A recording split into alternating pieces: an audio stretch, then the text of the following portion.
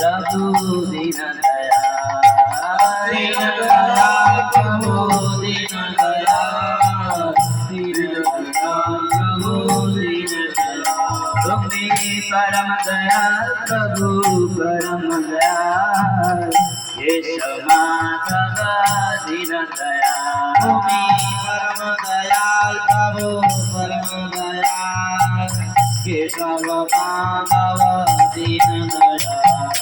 हे गोविंद हे गोपाल, केशव माधव दीन दयाल। हे गोविंद हे गोपाल, केशव माधव दीन दयाल। हे गोविंद हे गोपाल, केशव माधव दीन दयाल। हे गोविंद हे गोपाल, केशव माधव दीन दयाल। पीत बसन करी मयूर रसिकी धरी, मुरली जगानी कुले बोले राधा नाम। पीत बसन करी मयूर रसिकी धरी, मुरली जगानी कुले बोले राधा नाम। पीत बसन करी मुरली रसिक धरी, मुरली रवानी तुझे बोले राधा नाम। पीत बसन करी मयूरे रसिक धरी, मुरली रवानी तुझे बोले राधा नाम। तुम्ही मदर गोपाल, तुम्ही मदर गोपाल, केशव माधव दीन दयाल।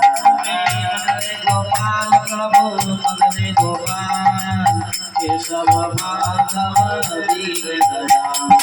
हे गोविंद हे गोपाल, केशव माधव दीन दयाल। हे गोविंद हे गोपाल, केशव माधव दीन दयाल। हे गोविंद हे गोपाल, केशव माधव दीन दयाल। हे गोविंद हे गोपाल, केशव माधव दीन दयाल। भय भंजन श्री मधुसूदन, विपद भंजन तुम्ही नारायण। भय भंजन श्री मधुसूदन, विपद भंजन तुम्ही नारायण। भव भय भंजन श्री मधुसूदन, विपद भंजन तुम्ही नारायण। भव भय भंजन श्री मधुसूदन, विपद भंजन तुम्ही नारायण। हे गोविंद हे गोपाल, केशव माधव दीन दयाल। हे गोविंद हे गोपाल, केशव माधव दीन दयाल। हे गोविंद हे गोपाल, केशव माधव दीन दयाल। हे गोविंद हे गोपाल, केशव माधव दीन दयाल। श्री हरिनाम संकीर्तन की जय। मस्तक जमीन पर आके प्रणाम करेंगे। जो विष्णुपाद परम श्रीचार्य श्री श्रीमद्भय चरण भक्ति वेदांत स्वामी श्री प्रभुपाद की नित्य लीला प्रविष्णु विष्णुपाद परम श्रीचार्य श्री श्रीमद भक्ति सिद्धांत सरस्वती गोस्वामी महाराज प्रभुपाद की, नामाचार्य श्री हरिदास ठाकुर की, प्रेम से कहो श्री कृष्ण चैतन्य प्रभु नित्यानंद श्री अद्वैत गदाधर शिवासादि गौर भक्तवृंद की, श्री श्री राधा कृष्ण गोपिका श्याम कुंड राधा कुल गिरी गोवर्धन की, श्री श्री सीताराम लक्ष्मण हनुमान जी की, माँ दुर्गा की, ग्रंथराज श्रीमद् भागवतम की, श्रीमद् धाम की, समवेद गौर भक्तवृंद की, अनंत कोटि वैष्णव वृंद की, निताई गौर हरि प्रेमानंद।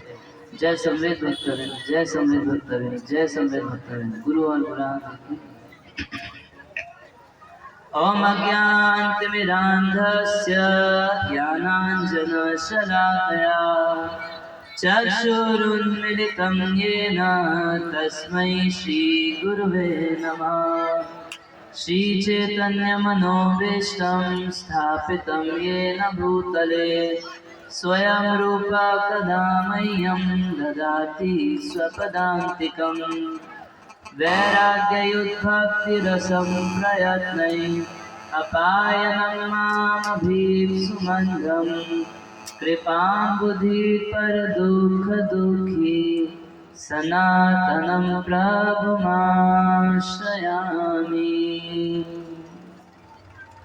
आनन्दलीलामय विग्रहाय हेमाब्जदिव्यछविसुन्दराय तस्मै महाप्रेमरसप्रदाय चैतन्यचन्द्राय नमो नमस्ते।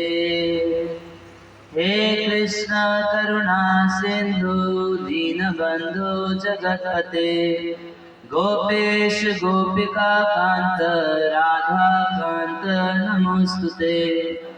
तप्त कांचन गौरांगी श्री राधे वृंदावनेश्वरी वृषभानुसुते देवी प्रणमामि हरिप्रिये। वाञ्छाकल्पतरुभ्यश्च कृपा सिन्धुभ्येव च पतितानां पावनेभ्यो वैष्णवेभ्यो नमो नमः। नमो विष्णुपादाय कृष्णप्रेष्ठाय भूतले श्रीमते भक्तिवेदान्त स्वामिनिति नामिने।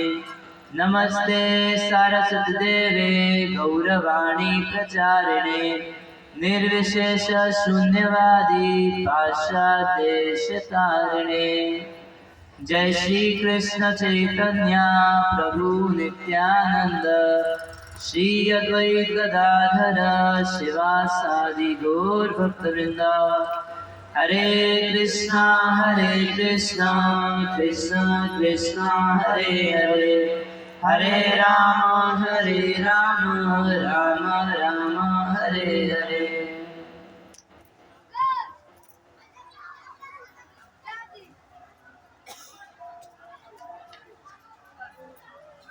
ओम नमो भगवते वासुदेवाय। ओम नमो भगवते वासुदेवाय। ओम नमो भगवते वासुदेवाय। ओम नमो भगवते वासुदेवाय। ओम नमो भगवते वासुदेवाय। ओम नमो भगवते वासुदेवाय। ग्रंथराज श्रीमद्भागवतम स्कंद 3 अध्याय 25 श्लोक संख्या 25 की आवृत्ति करेंगे। सतां प्रसंगान् मम वीर्य संविदो संविदो भवन्ति हृत्कार्णरसायना कथा। रसायन कथा तज्जोषणादपवर्गवर्त्मनि श्रद्धारति भक्तिरनुक्रमिष्यति। सदारति भक्तिरनुक्रम्यते। सतां प्रसंगान् मम वीर्य संविदो सतां प्रसंगान् मम वीर्य संविदो भवन्ति हृत्कार्णरसायना कथा। रसायन कथा तज्जोषणादशवर्गवर्त्मनि जोषणादावपार्गवर्त्मनि श्रद्धारतिर्भक्तिरनुक्रमिष्यति। सदारतिर्भक्तिरनुक्रम्यते। सतां प्रसंगान् मम वीर्य संविदो सतां प्रसंगान् मम वीर्य संविदो भवन्ति हृत्कार्णरसायना कथा। भवन्ति हृत्कार्णरसायन कथा तज्जोषणादाशपवर्गवर्त्मनि स्वपवर्गवर्त्मनि श्रद्धा रति भक्तिरनुक्रमिष्यति श्रद्धारतिर्भक्तिरनुक्रमिष्यति सतां प्रसंगान् मम वीर्यसंविदो सतां प्रसंगान् मम वीर्यसंविदो भवन्ति हृत्कर्णरसायना कथा भवन्ति हृत्कर्णरसायना कथा तज्जोषनादा स्वपवर्गवर्त्मनि तज्जोषणादाशपवर्गवर्त्मनि श्रद्धारतिर्भक्तिरनुक्रमिष्यति शरारति भक्तिरनुक्रमिष्यति। श्रीमद् भागवतम का श्लोक है और भागवत का एक एक अक्षर जो है वो साक्षात भगवान श्री कृष्ण है। भगवान माधव जी को बोले कि मैं अपने आप को भागवत के अक्षरों में रख के जा रहा हूँ, तो इन अक्षरों को आप लोग सुने, धारण करें और प्रयास कीजिए दोहराने का। ये बहुत पवित्र, एक एक श्लोक बहुत पवित्र है और साक्षात भगवान ही है भागवत के रूप में। सतां प्रसंगान् मम वीर्यसंविदो सतां प्रसंगान् मम वीर्यसंविदो भवन्ति हृत्कर्णरसायना कथा भवन्ति हृत्कर्णरसायना कथा तजोषनादास अपवार्गवर्त्मनि तज्जोषणादाशपवर्गवर्त्मनि श्रद्धारतिर्भक्ति अनुक्रमिष्यति शरारतिर्भक्तिरनुक्रमिष्यति सतां प्रसंगा मम वीर्यसंविदो सतां प्रसंगा मम वीर्यसंविदो भवन्ति हृत्कर्णरसायना कथा भवन्ति हृत्कर्णरसायना कथा तजोषणादाशपवर्गवर्त्मनि तजोषणादास्तु अपवर्गवर्त्मनि श्रद्धारतिर्भक्तिरनुक्रमिष्यति श्रद्धारतिर्भक्तिरनुक्रमिष्यति सतां प्रसंगां मम वीर्यसंविदो सतां प्रसंगा मम वीर्यसंविदो भवन्ति हृत्कर्णरसायना कथा भवन्ति हृत्कर्णरसायना कथा तज्जोषणादाशपवर्गवर्त्मनि तजोषणादास्तु अपवर्गवर्त्मनि श्रद्धां रतिभक्तिरनुक्रमिष्यति श्रद्धारतिर्भक्तिरनुक्रमिष्यति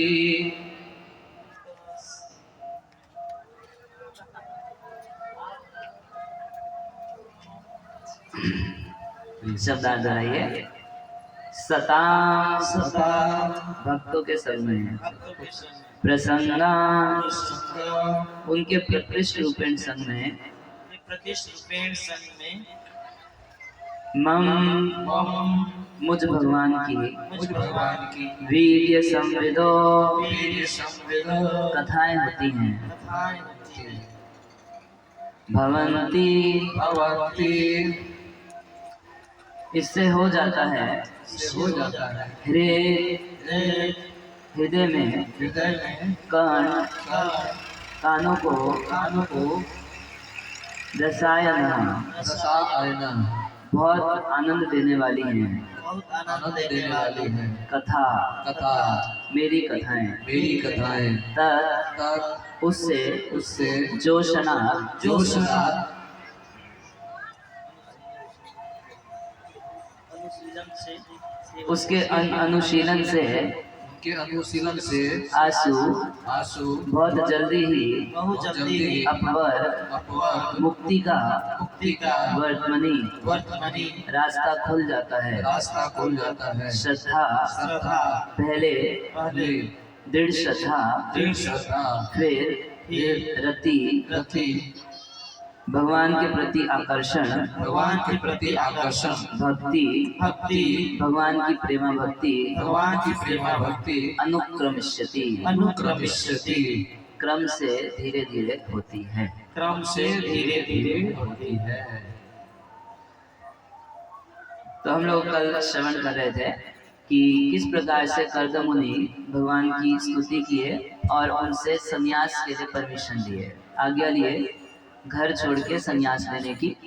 और उधर कर्दम मुनि घर छोड़े संन्यास लिए और जैसा भगवान उपदेश दिए थे, आदेश दिए थे, बिल्कुल उसी प्रकार भगवान ने अपने चित्त को स्थिर करके अपने देह त्याग किए कर्दम मुनि और भगवत धाम चले गए, भगवान के चरणों को प्राप्त किए। इधर एक दिन की बात है कि जब भगवान कपिल कुछ खाली बैठे थे, सुबह अपना साधन नियम आदि करने के बाद कुछ समय एकांत में खाली बैठे थे, तब उनकी माँ देवहूति भगवान कपिल के पास गई और अत्यंत दैन्यतापूर्ण वचन बोलने लगी। कह रही है कि मैं तो जीवन अपना अंधकार में अज्ञान में बिता दी और इंद्रिय तृप्ति आदि में जीवन यूं ही गवा दी। उस अंधकार से निकालने के लिए आप सूर्य के समान हमको प्राप्त हुए हैं। तो देखिए, माँ है और अपने ही बेटे की शरण ले रहे हैं। संबंध की दृष्टि से तो देवहूति माँ है और अपने पुत्र, मगर पुत्र कौन है? भगवान कपिल, उनकी शरण ले रही है और उनसे ज्ञान की याचना कर रही है।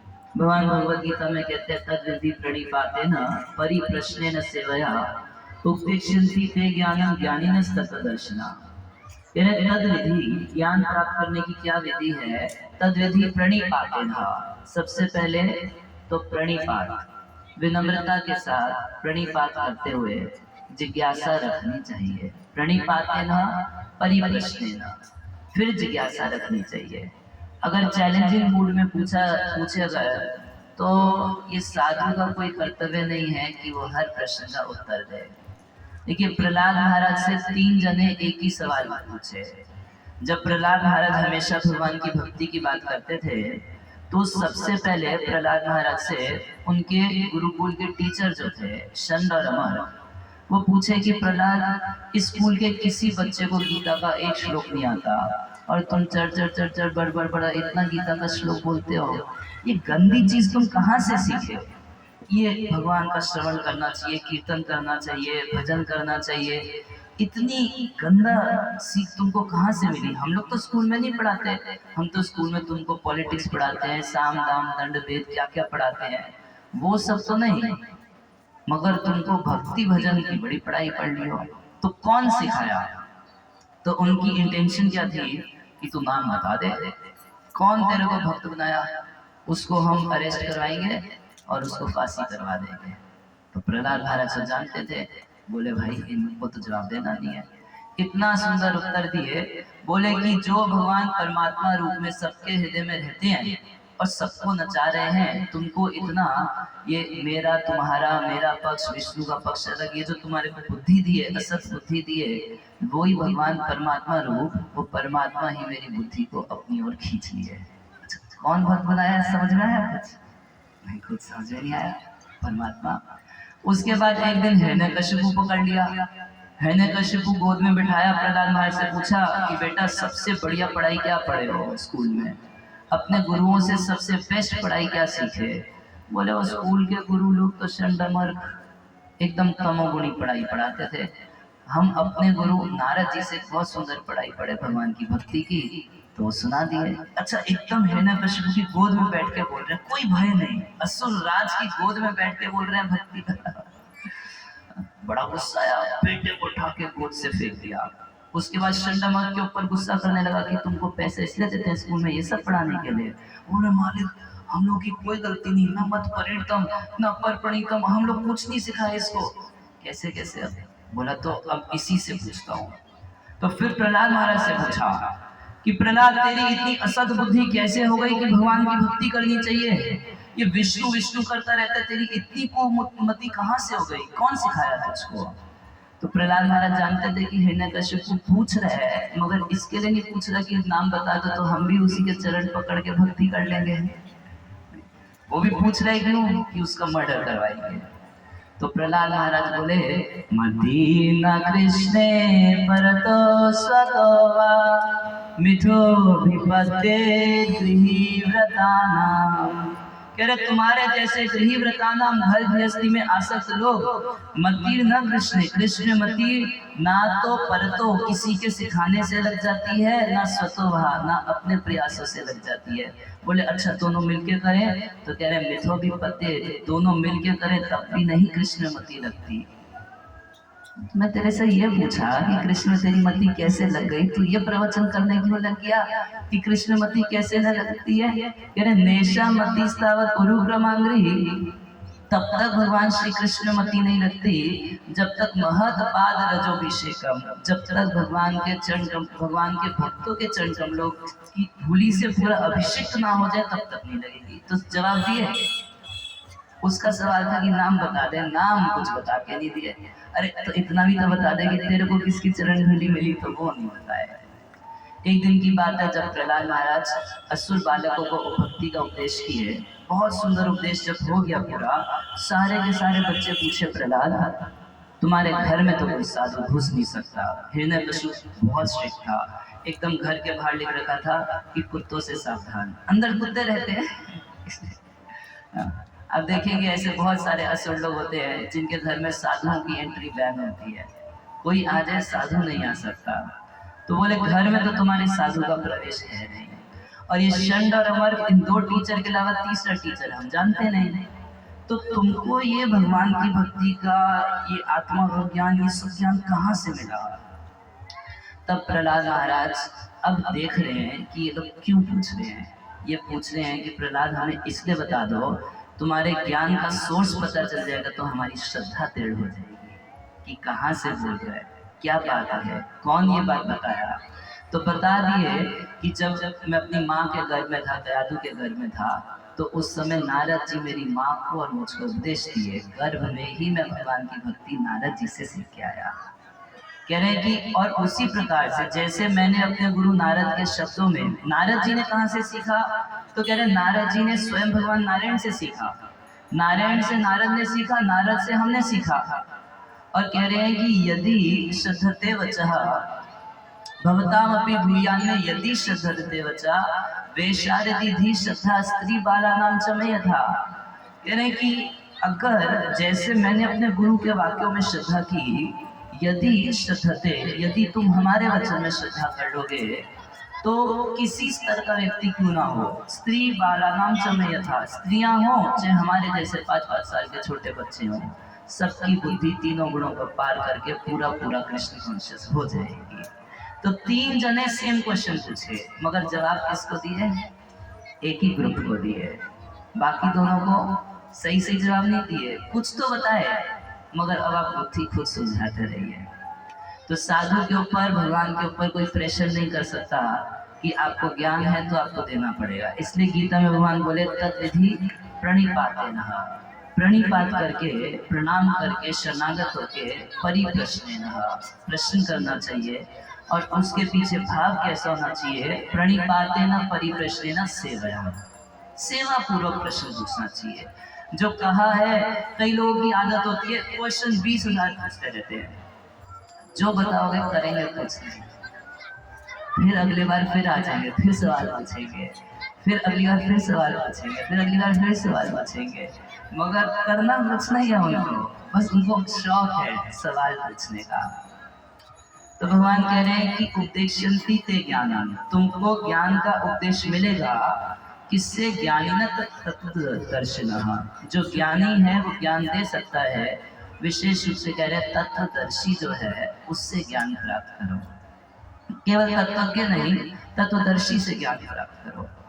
तो उसी रूप में देवहूति माता अपने पुत्र भगवान कपिल को कह रही है कि ये मेरे संसार बंधन को काटने के लिए आप उपहार के समान मेरे पास हैं, मेरे पुत्र के रूप में, और आप हमको ज्ञान दीजिए। तो ज्ञान की दृष्टि से, उपदेश की दृष्टि से,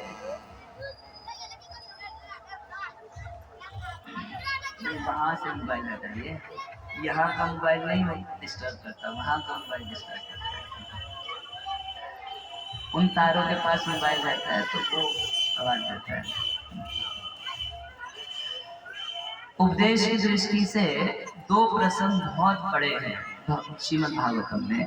एक जो भगवान कृष्ण उद्धव जी को दी है कई अध्यायों में, और उसी प्रकार से ये कपिल भगवान की शिक्षाएं जो हैं जो माता देवहूति को दी है, तो 25, 26, 27, 28, 29, 30, 31, 32, 33 9 अध्यायों में ये पूरा प्रसंग कहा गया है, जो भगवान कपिल एक एक उनकी सवाल का जवाब दिए।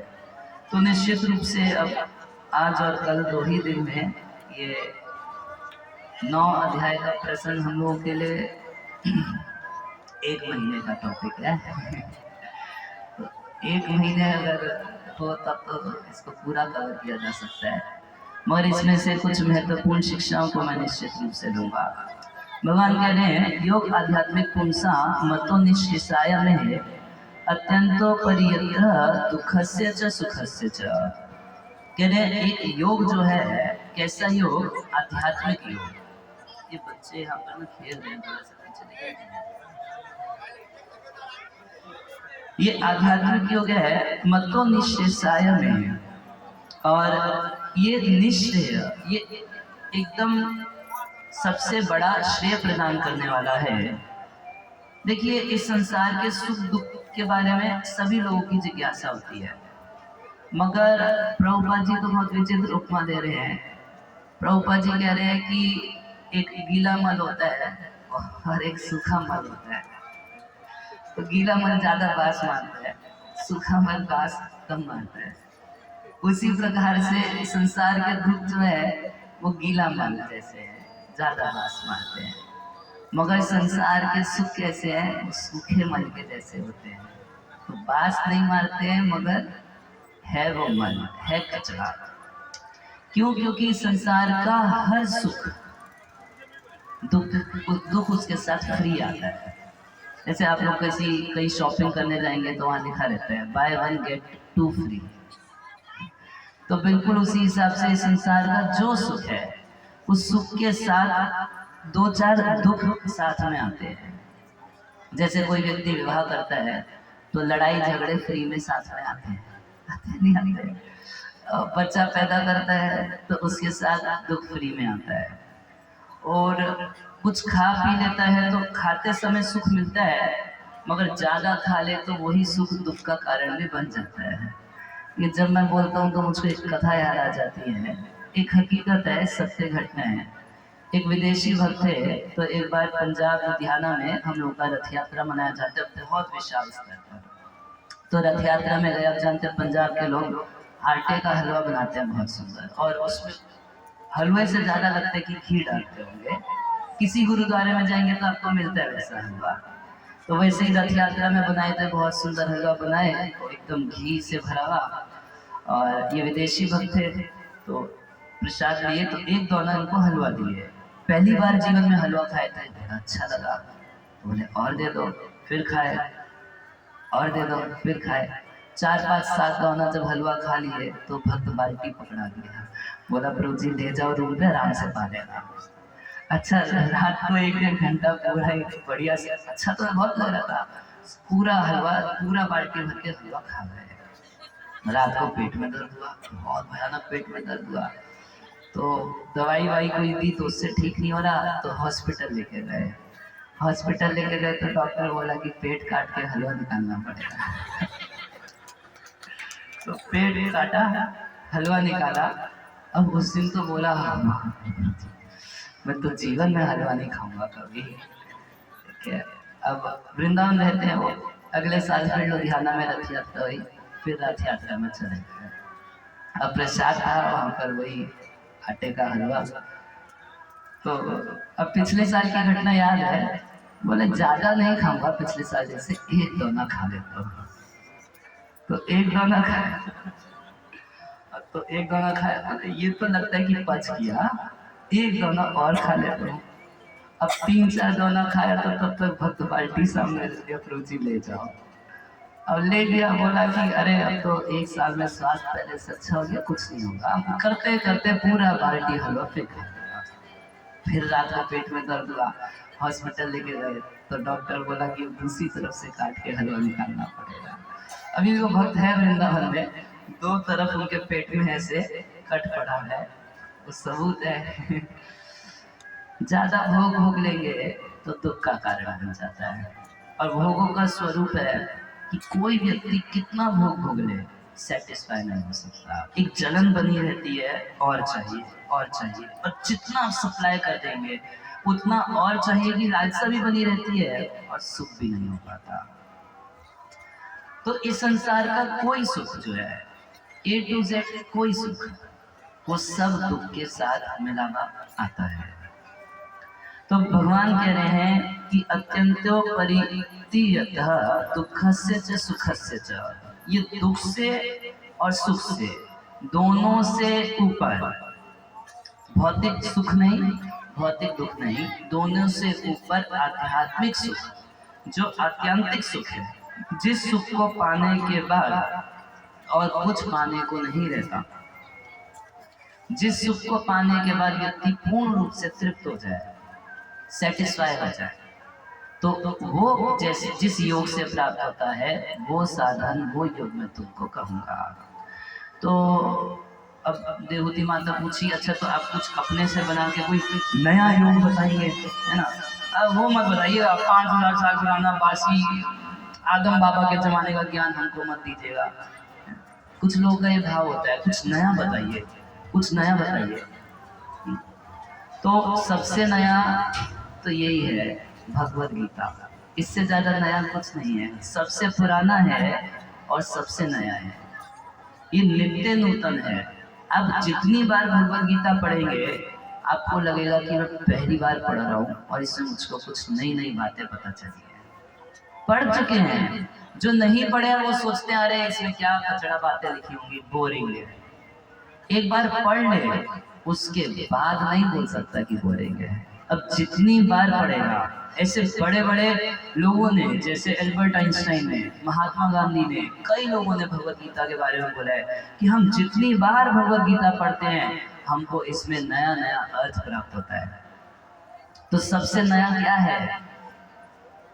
ये भगवान विचित्र है, इनमें दो विरुद्ध, तस्मिन विरुद्ध बताया, इसमें दो चीजें ऑपोजिट एक साथ रहती है। जैसे अनयो अणियान महतो महियान, भगवान बड़े से बड़े हैं। अब कितने बड़े हैं? तो संपूर्ण विराट जगत भगवान के अंदर है, कितने बड़े हुए? और छोटे से छोटे हैं, तो कितना छोटे हैं? तो हम सबके अंदर परमात्मा रूप से छोटे से भगवान है। एकदम हर अणु में, हर एटम में, अंडांतरश्च परमाणु चयांतरस्तम, परमाणु बोलते हैं एटम को, हर एटम के भीतर भी भगवान है। कितने छोटे हो गए? तो सबसे बड़े हैं, सबसे छोटे हैं, सबसे पुराने हैं और सबसे नए हैं। हर दो उल्टी चीज केवल एक व्यक्ति में संभव हो सकती है, वह है भगवान। कह रहे तम एवं ते प्रवक्ष्यामि यमवोचाम पुराघ्ने, मैंने पूर्व काल में बहुत साल पहले ऋषि नाम श्रोतुकामा नाम सुनने के इच्छुक ऋषि मुनियों को ये योग सुनाया था। वही आध्यात्मिक योग मैं तुमको बताऊंगा। कोई नया मैन्युफैक्चरिंग करने की जरूरत नहीं है, हम कोई नया पंथ बनाएंगे, कुछ नया होना चाहिए, कुछ नया होना चाहिए। कुछ नए नए के चक्कर में किसी गलत चीज में फंस जाता है। ये सबसे, जैसे मान लीजिए बारिश का दिन होता है, तो बारिश के दिन में क्या होता है कि अब तो पक्की सड़कें हो गई, पहले कई कई रास्ते ऐसे होते थे कि कुछ घास वास होके ढक जाते थे, कभी कभी मेन रास्ता भी ढक जाया करता था। मगर एक रास्ता ऐसा रहता है जिसमें ज्यादा लोग चले हैं, तो जिस रास्ते पर ज्यादा लोग चले हैं और अपने गंतव्य पे पहुंचे हैं, उससे हमें पता रहता है कि ये रास्ता हमको पार लगा देगा। तो बिल्कुल उसी तरीके से आध्यात्मिक जगत में भी जिस रास्ते पर, मान लीजिए आपको इंजीनियर बनना है, तो आप अपने जीवन में किसको सामने रखेंगे? जो इंजीनियरिंग में फेल हो गया, वो इंजीनियरिंग फेल हो गया, उसके जैसे मैं भी करूंगा तो इंजीनियर बन जाऊंगा। ऐसा करेंगे? कौन करेगा ऐसा? कोई करेगा? नहीं करेगा। आप देखेंगे जो इंजीनियरिंग में टॉप किया, मैं उसके पीछे पीछे चलूंगा। उस वो कितने बजे उठता था, कितने बजे सोता था, कैसे पढ़ाई करता था, मैं भी वैसे ही करूंगा। तो बिल्कुल उसी तरीके से जब हमको आध्यात्मिक जीवन जीना है तो उसमें हम ये किसको अपना आदर्श बनाएंगे? जो आध्यात्मिक जीवन में सफल हुआ उसको अपना आदर्श बनाएंगे, और जो आध्यात्मिक जीवन में असफल हुआ तो उसको अपना आदर्श नहीं बनाएंगे। तो इसीलिए जो पुराने ऋषि मुनि हैं, जिन लोगों ने आध्यात्मिक जीवन में सफलता प्राप्त की, उन लोगों के पद चिन्हों पे चलते हैं। हमारा नेता कैसा हो? नारद मुनि जैसा हो। हमारा नेता कैसा हो? श्री व्यासदेव जैसा हो। हमारा नेता कैसा हो? प्रहलाद महाराज जैसा हो। हमारा नेता कैसा हो? श्रील प्रभुपाद जैसा हो। अगर उनको हम अपने जीवन का आइडल बनाएंगे, आदर्श बनाएंगे, क्योंकि वो अपना आध्यात्मिक जीवन सफल किए, तो हमारा भी आध्यात्मिक जीवन सफल हो जाएगा। और अगर अब हम कुछ नया अपना गढ़ने लगेंगे, कुछ नया पंथ बनाने लगेंगे, तो कहाँ लैंड करेंगे किसी को नहीं पता। ये एकदम सेफ रास्ता है जिसपे हजारों ऋषि मुनि पहले से चले हैं और अपने गंतव्य को प्राप्त किए हैं, तो क्यों ना हम भी उसी पे चले। कह रहे इसलिए जो पहले ऋषि मुनियों ने किया है उसी चीज को मैं तुमको बता रहा हूँ, उसको करना है। प्रिंसिपल वही रहते हैं, केवल आप देश काल के अनुसार चीजों को एडजस्ट कर सकते हैं, मगर सिद्धांत वही रहने चाहिए। प्रिंसिपल सेम रहेगा मगर देश काल पात्र। जैसे भगवान को फूल अर्पण किया जाता है तो भारत में गेंदा मिलता है, गुलाब मिलता है, मोगरा मिलता है, बहुत सारे फूल मिलते हैं, मगर अमेरिका में तो देसी गुलाब नहीं मिलेगा, तो अमेरिका में अमेरिकन गुलाब भगवान को चढ़ाया जाएगा। तो देश के अनुसार, काल के अनुसार कुछ एडजस्टमेंट किया जा सकता है, मगर प्रिंसिपल में नहीं, सिद्धांत वही रहेगा। तो हम लोग जिस समय में रह रहे हैं, कलयुग में रह रहे हैं, तो निश्चित रूप से ऐसा नहीं है जैसे ध्रुव महाराज तपस्या किए वैसे हम लोग कर सकते हैं। ध्रुव महाराज तो चले गए थे, कुछ वस्त्र भी एक कोपिन डाले थे केवल, और पहले महीने केवल हर तीसरे दिन फल खाते थे, हर दूसरे महीने हर छठे दिन पत्ता खाते थे, तीसरे महीने हर 9वें दिन पानी पीते थे, और चौथे महीने हर 12वें दिन सांस लेते थे, 11 दिन सांस भी नहीं लेते थे। अभी आज की डेट में कोई ऐसा करेगा तो क्या होगा उसका? संभव नहीं है। तो कुछ एडजस्टमेंट किया जा सकता है, मगर प्रिंसिपल वही रहेगा कि तपस्या पूर्वक जैसे वो नारद जी के आदेश के अनुसार भक्ति किए, तो ऐसे हम भी सदगुरु के आदेश के अनुसार, शास्त्रों के निर्देशन के अनुसार भक्ति करें। प्रिंसिपल वही रहेगा।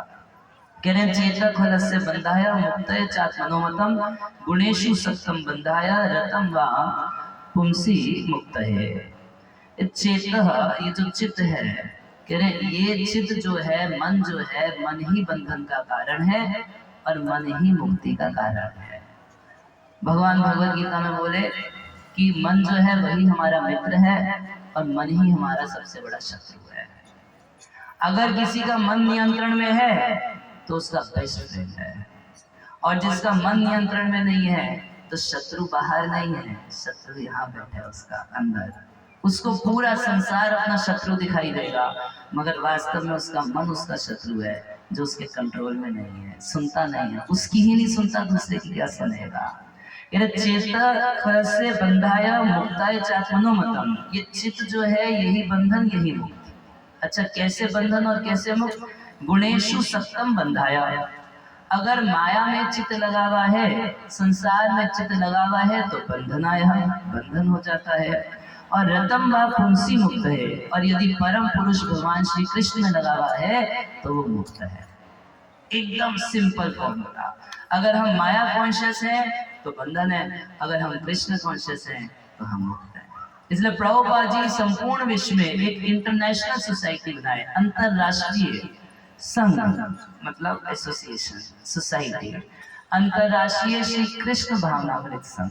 ये कृष्ण भावनामृत, इसका अंग्रेजी में नाम है international society for Krishna consciousness. ये कृष्ण कॉन्शियस होने की, परम पुरुष की चेतना में रहने की एक पूरा एक छोटा मोटा संस्था नहीं है, अंतरराष्ट्रीय संस्था है। क्योंकि जो कोई व्यक्ति कृष्ण कॉन्शियस हो जाए तो उसका मन उसके कंट्रोल में आ जाता है। कई लोग प्रश्न पूछते हैं कि प्रभु जी ये बताइए माइंड कैसे कंट्रोल होगा। माइंड कंट्रोल का सबसे सिंपल फॉर्मूला, आप कृष्ण कॉन्शियस हो जाइए, आपका माइंड फुल्ली कंट्रोल हो जाएगा। और अगर आप कृष्ण कॉन्शियस नहीं है तो आप माया कॉन्शियस है, माया कॉन्शियस है तो मन हमेशा चंचल रहेगा, घड़ी के पेंडुलम की तरह, हाँ ना वेरी गुड, हाँ ना वेरी गुड, हाँ ना वेरी गुड, हाँ ना वेरी गुड, हाँ ना वेरी गुड। जैसे अर्जुन का मन था युद्ध करूंगा, फिर नहीं करूंगा, करूंगा, नहीं करूंगा, करूंगा, नहीं करूंगा, नहीं कृष्ण आप बता दो करूंगा नहीं करूंगा। तो गुणेशु सत्तम बंधाया रतन व पुंसी मुक्त है। अगर मन घर में, परिवार में, फैक्ट्री में, मकान में, बिल्डिंग में, इसमें लगा हुआ है तो बंधन में है। और अगर मन भगवान में, भगवान के भक्तों में, भगवान के कीर्तन में, भगवान के नाम में, भगवान की कथा में, श्रीमद् भागवतम में, भगवद गीता में लगा है तो फिर आप मुक्त हैं। जैसे भगवान का कीर्तन होता है तो कुछ लोगों का एकदम फेविकोल का जोर होता है, छूटता ही नहीं, एकदम जमीन से इतना अटैच कि एक इतना सा भी ऊपर नहीं उठते। तो वो लोग क्या करेंगे, वो लोग यही संसार में रह जाएंगे। क्यों? बड़ा पकड़ है ना, जमीन से एकदम पकड़ है उनका। तो जब भगवान के धाम जाने का समय होगा तो जाएंगे ही नहीं, बोलेंगे हम नहीं जाएंगे, अटैचमेंट। और कुछ भक्त होते हैं एकदम 6-6 फीट ऊपर उछल जाते हैं कीर्तन में, तो वो तैयार है एकदम, जब भगवान ऊपर खींच लेंगे तो चले जाएंगे उनके साथ। तो वास्तव में क्या होता है कि जब हमारे अंदर बहुत ज्यादा अहंकार होता है तो भगवान नाम कीर्तन में हमको रोमांच, कंप, अश्रु कुछ नहीं होता, हृदय एकदम पत्थर का है। तो और ऐसे खड़े हो जाएंगे, देख रहे हैं महात्मा जी क्या चल रहा है। अरे कीर्तन देखने के लिए तो है ही, मगर आप भी इसमें भाग लीजिए ना, ये पार्टिसिपेशन के लिए है। आपको भी ये धरती छोड़नी है एक दिन, और आपको भी ऊपर जाना है। ऊर्ध गच्छन्ति सत्वस्य मध्य तिष्ठन्ति राजसा। जो ऊपर जाने के लिए तैयार, ऊर्ध गच्छन्ति, जो सत्वगुण में रहते हैं वो ऊपर जाते हैं। प्रभुपाद जी जब विदेश में प्रचार कर रहे थे तो वहाँ के लोगों की धारणा थी कि अगर हम बहुत सारे ड्रग्स लेते हैं तो हमारी चेतना हमेशा ऊपर बनी रहती है, क्योंकि कुछ होश ही नहीं रहता। तो सोचते थे कि हम बहुत हाई रहते हैं, मारुजाना लेते हैं, LSD लेते हैं, गांजा लेते हैं, तो बहुत हाई रहते हैं। तो प्रभुपाद जी एक पोस्टर बनाए, उसके ऊपर लिखे स्टे हाई फॉर एवर। भाई तुम LSD लेते हो, सोचते हो कि हम बहुत हाई हैं, मगर रात का नशा सुबह उतर जाता है।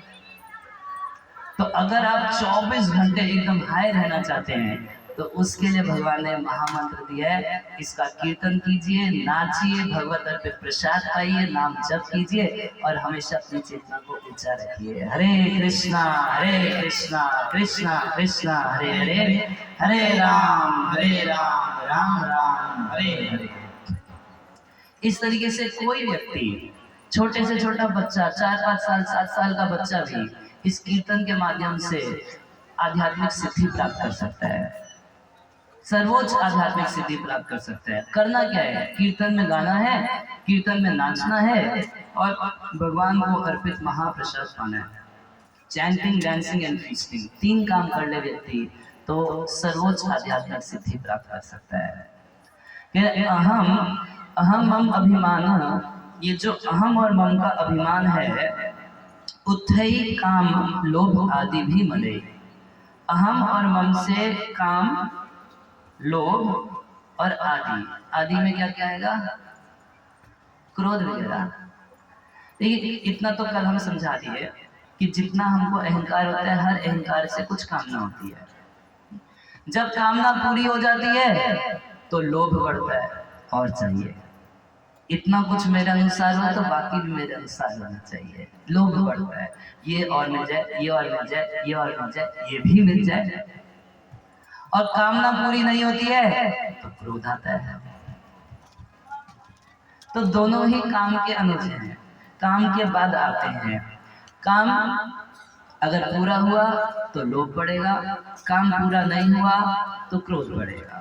तो अहम मम अभिमानोत्थई काम लोभ आदि भी मलय वीतम यदा मनः शुद्धम दुखम सुखम समम।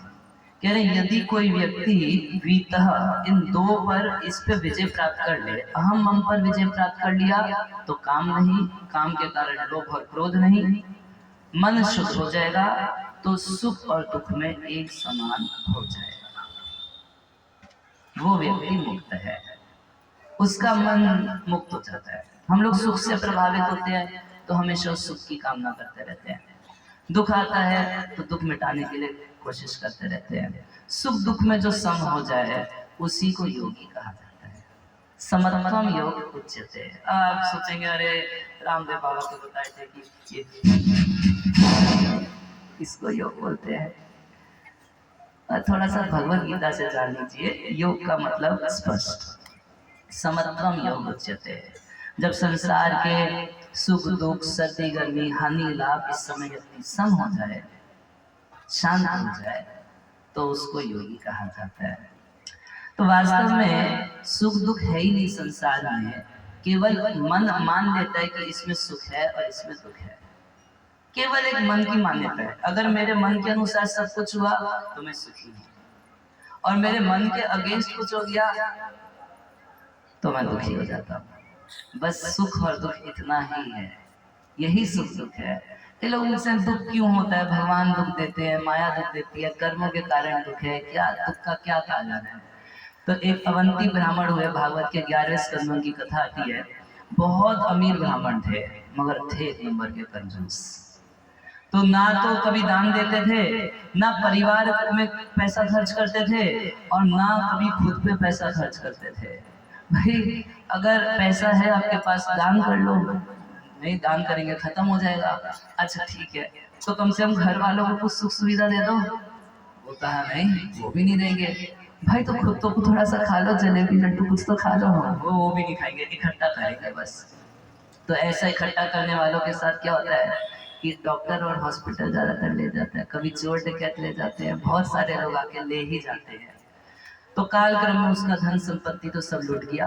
और आप जानते हैं कि जब किसी व्यक्ति के पास पैसा नहीं रहता तो उसके स्वजन भी उसको पूछना बंद कर देते हैं। कोई उसको पूछना बंद कर दिया, बड़ा दुखी हुआ, बड़ा दुखी हुआ। तो एक दिन बैठ के अपने दुख का निरूपण कर रहा था। बोला कुछ लोग कहते हैं कि माया दुख देती है, मगर हमको लगता है ऐसा ठीक नहीं है। कुछ लोग कहते हैं कि भगवान ही हमें दुख दे रहे हैं। बहुत सारे लोगों का मत होता है, कुछ अच्छा होता है तो मैंने किया, कुछ बुरा हो जाता है अब भगवान हमेशा मेरे साथ ऐसे ही करते हैं। अच्छा जब कुछ अच्छा हुआ था तब बोले वो भी ठीक नहीं है। यार कुछ लोग कहते हैं कि कर्मों के कारण व्यक्ति दुख सुख भोगता है, ठीक है, मगर ये भी कंप्लीट बात नहीं है। तो अनेक बातों को आगे रखे, लास्ट में बोले कि वास्तव में सुख दुख कुछ नहीं है, केवल मन मान लेता है किसी चीज में सुख तो सुख, और किसी चीज में दुख मान लेता है तो दुख। इंग्लिश में कहा होता है man has his mind has his own state to make, it can make hell of heaven and heaven of hell. ये मन ऐसा है कि नरक को भी स्वर्ग बना सकता है और स्वर्ग को नरक बना सकता है। घर में सब कुछ बढ़िया से चल रहा है, मगर किसी एक चीज का अभाव पकड़ के व्यक्ति ऐसा पागल हो जाता है कि कोई दुख नहीं है इससे बड़ा, और पूरा सब कुछ दुखमय होगा संसार में। कुछ लोग तब भी आपको हंसते हुए दिखाई देते हैं, उनको कुछ फीलिंग ही नहीं है कि कितना कष्ट हो रहा है। तो वास्तव में मन में है सुख है या दुख है। कभी कभी बिल्कुल एक ही परिस्थिति होती है, किसी के लिए सुखमय किसी के लिए दुखमय। जैसे गर्मी का मौसम है, तो गर्मी का मौसम किसी कंबल बनाने वाले के लिए सुखमय है या दुखमय है? बड़ा दुखमय है, भाई कोई इनकम ही नहीं है। मगर आइसक्रीम वाले के लिए, उसके लिए सुखमय है। सर्दी का मौसम कंबल बनाने वाले के लिए सुखमय है, और आइसक्रीम बनाने वाले के लिए दुखमय हो गया। तो सर्दी में सुख है या दुख है? अब सर्दी का मौसम आता है, गर्म पानी से नहाते हैं, बड़ा सुख लगता है, और मैं जून में आपको गर्म पानी दे दूं नहाने के लिए। अब पूछा जाए कि गर्म पानी में सुख है या दुख है, ये बताइए। है कुछ बता सकते हैं? गर्म पानी में सुख है या दुख है? नहाने के लिए गर्म पानी सर्दी में सुखमय हो गया, गर्मी में दुखमय। ये कई बार एकदम एक ही सिचुएशन है। ये बार की बात है, हम एक बार जा रहे थे दिल्ली में, एक मेट्रो ट्रेन से जा रहे थे और उस दिन बहुत आंधी तूफान आया, तो बहुत भारी भीड़ थी ट्रेन के अंदर, मतलब एकदम खचाखच लोग भरे हुए थे। तो मैं सोच रहा था कि ये कितना कष्टमय स्थिति है, सबको कितना तकलीफ हो रहा है, चढ़ने में उतरने में हर चीज़ में कितना तकलीफ हो रहा है। अब मेरे मन में विचार है, मगर अगर इस भीड़ में कोई चोर होगा तो उसके लिए तो सबसे सुख का दिन है। तो जब स्टेशन आया, मैं प्लेटफॉर्म पर उतरा, जेब में हाथ डाला तो मेरा ही मोबाइल गायब था। तो हो गया, वो भीड़ सुखमय है या दुखमय है? किसी के लिए सुख की कारण बन गया और किसी के लिए दुख का कारण बन गया। तो वास्तव में संसार में सुख दुख कुछ भी नहीं है, एक मन की भावना होती है। जिस चीज में आपने सुख की, चित्रकेतु महाराज की कथा आती है, उनके पास इतना बड़ा राज्य था, पूरी पृथ्वी के एकमात्र सम्राट थे, और विवाह 1 2 3 नहीं किए थे, 10 करोड़ विवाह किए थे। वो हर जगह से पत्नी लाए थे, कुछ अमेरिका से, कुछ यूरोप से। 10 करोड़ हो गया, 10 लाख पत्नी थी उनकी थोड़ी ज्यादा हो गया, 10 लाख पत्नी थी। तो थोड़ी अमेरिका से लाए थे, थोड़ी यूरोप से, थोड़ी फ्रांस से, थोड़ी जर्मन से, थोड़ी इंडियन थी, सब मिला के 10 लाख पत्नी थी, मगर उनको पुत्र नहीं था। सब कुछ सुख संपदा है, उनके मंत्री उनकी बात सुनते हैं, प्रजा उनकी बात सुनती है, शासन एकदम सुंदर, कहीं कोई कष्ट नहीं, मगर मन पकड़ के बैठ गया, पुत्र नहीं है। अब फिर क्या है, सारी सुख संपदा रहते हुए भी उनको सुख नहीं है।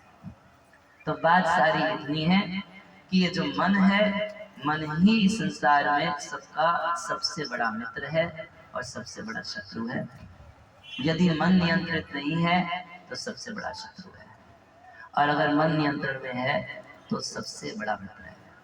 जब हिरण्यकशिपु प्रहलाद महाराज से बार बार पूछ रहा था और अब एकदम उनको मारने के लिए खड़ा था कि तुम मेरे शत्रु विष्णु का पक्ष क्यों लेता है, तो प्रहलाद महाराज हिरण्यकशिपु को बोले कि हिरण्यकशिपु, शत्रु वास्तव में बाहर नहीं है, जो तेरा बिना जीता हुआ मन है, यही तेरा सबसे बड़ा शत्रु है।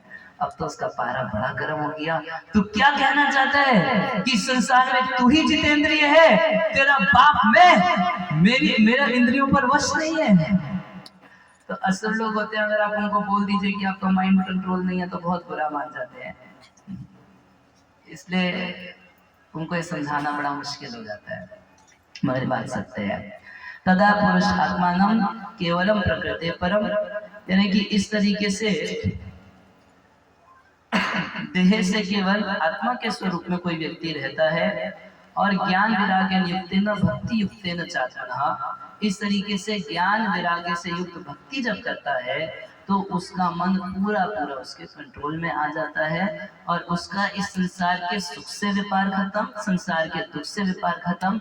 जब मर्जी तब भगवान के धाम जा सकता है, फ्री है वो व्यक्ति, ना उसको सुख में बंधन है ना उसको दुख में बंधन है, कहीं बंधा हुआ नहीं है। हर व्यक्ति फ्री रहना चाहता है, इंडिपेंडेंट रहना चाहता है, स्वतंत्र रहना चाहता है, मगर लोग स्वतंत्रता का मतलब नहीं समझते हैं। हर व्यक्ति जो सोच रहा है कि हम स्वतंत्र हैं, वो ही बंधन में है। कुछ लोग बोलते हैं हम किसी से नहीं डरते, जानते हैं उनको एक बहुत बड़ा डर है, क्या? लोग हमको डरपोक ना समझ ले, इसलिए बार बार बोलते हैं मेरे को किसी से भय नहीं है। जो ज्यादा ये बात बोल रहे हैं उसको एक बहुत बड़ा भय है कि कोई मुझको डरपोक ना समझ ले। तो भगवान की माया इतनी शक्तिशाली है कि जब तक हम भगवान को शरणागत नहीं होते तब तक व्यक्ति माया के चुंगल में रहता है और झूठा अपने आप को स्वतंत्र समझता है वो माया के चुंगल में, मगर अपने आप को झूठा ही स्वतंत्र समझता रहता है। और कब तक ये व्यापार चलता है? बोलेंगे भक्ति ही क्यों करनी पड़ेगी, भाई ज्ञान हो जाने से काम बन जाएगा। तब कपिल भगवान कह रहे हैं ना युज्यमानया भक्त्या भगवती अखिलात्मनि सदृशस्ति शिव पंथा योगी नाम ब्रह्म सिद्धये। कह रहे हैं जब तक ना युज्यमाना भक्त्या, जब तक कोई व्यक्ति भक्ति में नहीं लगता तब तक उसका भव सागर पार नहीं हो सकता। एकदम क्लियर सिद्धांत है। जब तक वो नाम क्यों क्यों ऐसा है? सिर्फ ज्ञान से क्यों नहीं हो जाएगा? क्योंकि ज्ञान से इसलिए नहीं होगा क्योंकि जिसकी माया के वशीभूत हो के व्यक्ति अपने आप को ये शरीर माना है, अज्ञान में पड़ा है, जब तक वो व्यक्ति माया को नहीं बोलेगा कि इसको छोड़ दो, तब तक माया नहीं छूटेगी। भगवान के कंट्रोल में भगवान की शक्ति है। तो न युज्य मानव भक्त्या भगवत्य खेल आत्मनि सदृशोस्ति शिव पंथा योगी नाम ब्रह्म सिद्ध है। इस तरीके से जो योगी है वो ब्रह्म में सिद्धि प्राप्त करता है भगवान की भक्ति करके। और रास्ता इतना सुंदर रास्ता है कि यन आस्था है नरो राजन ना प्रमादित करे चल दावन निमिल्या व नेत्रे ना स्खले ना पते तिहा। कह रहे कि यदि कोई व्यक्ति भक्ति के पथ पर चलता है और चलता नहीं है, कह रहे यह आसन प्रमाण, अगर वो दौड़ लगाने लगे, भागने लगे और आंखों पे पट्टी बांध के दौड़ लगाने लगे, तो ना तो गिरेगा ना फिसलेगा। ऐसा कोई रास्ता मिलेगा संसार में? आप आंख पे पट्टी बांध लीजिए और दौड़ लगाइए किसी रास्ते पर, तो गिरने फिसलने की चांस है। मगर ये भक्ति का रास्ता ऐसा है, आंख पे पट्टी का मतलब है किसी को यदि शास्त्रों का ज्ञान नहीं है तो आपका मतलब पट्टी बांधी हुई है। शास्त्रों का ज्ञान नहीं है फिर भी भक्ति करना शुरू कर देता है, नाम जप करता है, नाम कीर्तन करता है, कीर्तन में नाचता है, गाता है और कथा सुनता है, भक्तों की सेवा करता है, कुछ भी करे भक्ति से रिलेटेड। अगर शास्त्रों का ज्ञान नहीं है, इस पथ पर चलता है, पूरा तीव्र भक्ति योगन करता है, भक्ति में लगा रहता है, ये रास्ता ऐसा है कि ना तो भगवान उसको गिरने देंगे ना उसको फिसलने देंगे, वो सीधा भगवान के धाम पहुंचेगा। हरे कृष्णा कृष्णा कृष्णा हरे हरे, हरे राम राम राम हरे। तो देवहूति माता तब भगवान कपिल से पूछी कि थोड़ा सा आप हमको बता दीजिए कि कैसे भक्ति करूं। भक्ति भक्ति भक्ति तो सब लोग बोलते हैं, कैसे भक्ति करें, कहाँ से शुरू करें, क्या करना जरूरी है? तो जो चीज देवहूति माता बहुत पहले बोली थी कर्दम मुनि को, उन्हीं की बात का अनुवाद भगवान कपिल कर दिए। प्रसंगम अजरम पाशम आत्मन कवयो विदु स एव साधु सुकृतो मोक्ष द्वारम अपावृतम। कह रहे भगवान की प्रसंगम अजरम पाशम। वास्तव में तो इस श्लोक पे पीछे जब देवहूति माता बोली थी तो ऐसा ही श्लोक था, उस पर चर्चा हो चुकी है। कह रहे प्रसंगम, प्रसंग बोलते हैं आसक्ति को, केवल संग को नहीं, आसक्ति को। कह रहे कि ये अजर पाश है। जर बोलते हैं जर मतलब बुढ़ापा, जरा। तो आसक्ति ऐसा है जो आ तो सकती है पर जा नहीं सकती है। किसी को किसी में आसक्ति हो जाए, किसी व्यक्ति में, किसी वस्तु में या किसी विचार में, व्यक्ति जब बूढ़ा हो जाता है और बूढ़े व्यक्ति को अगर कोई समझाने लगे कि भाई तुम भी हरि नाम जप कर लो, माला पे जप कर लो, तो 2 दिन का लड़का समझाएगा उनको। अच्छा, इतना वो पक चुका होता है, वो बोलता है ये बाल मैंने धूप में नहीं पकाए हैं। वो विचारों से इतना पक जाता है कि आप उसको हजारों चीज समझाओ और नहीं समझ पाता है। तो विचारों में आसक्ति हो जाती है, किसी मनुष्य में आसक्ति हो जाती है, किसी वस्तु में आसक्ति हो जाती है। कह रहे हैं प्रसंगम अजरम पाशम। ये पाश ऐसा है, बंधन ऐसा है कि एकदम अजर पाश है, ना तो गलेगा ना सड़ेगा, ऐसा पाश है। तो आत्मना कवयो विदु, इसको जानते कौन है? कह रहे विदु, विद्वान लोग इस बात को बहुत बढ़िया से समझते हैं। मूर्ख व्यक्ति उन आसक्तियों में फंसा रहता है मगर समझ ही नहीं पाता, जीवन बीत जाता है, समझ में नहीं आता। अगर वही आसक्ति स एव साधु सुकृतो तो मोक्ष द्वारम पावृतम, वही आसक्ति यदि साधु पुरुषों में हो जाए, भगवान के भक्तों में हो जाए, तो मोक्ष का खुला द्वार बन जाता है। इसलिए 2 चीजें प्रायः शास्त्रों में बार बार कही गई है। एक क्या, साधु संग करो, और दूसरा क्या, खराब लोगों की संगति से बचो। जब कोई छोटा बच्चा स्कूल जाता है, उसके माता पिता उसको पहली चीज यही बोलते हैं, बेटा स्कूल जाओगे तो अच्छे बच्चों का संग करना, पढ़ने वाले बच्चों का संग करना, और तंबाकू वाले बच्चों के साथ रहोगे तो बिगड़ जाओगे। यही चीज बोलते हैं, नहीं बोलते हैं? तो वही चीज सब जगह कही गई है। तजिए मन हरि विमुख को संगा, तजिए मन हरि विमुख को संगा, जाके संग ही कुमति उपजटाई, जाके संग ही कुमति उपजटाई, भजन पड़े विभंगा। सूरदास जी बहुत सुंदर गीत गाए हैं।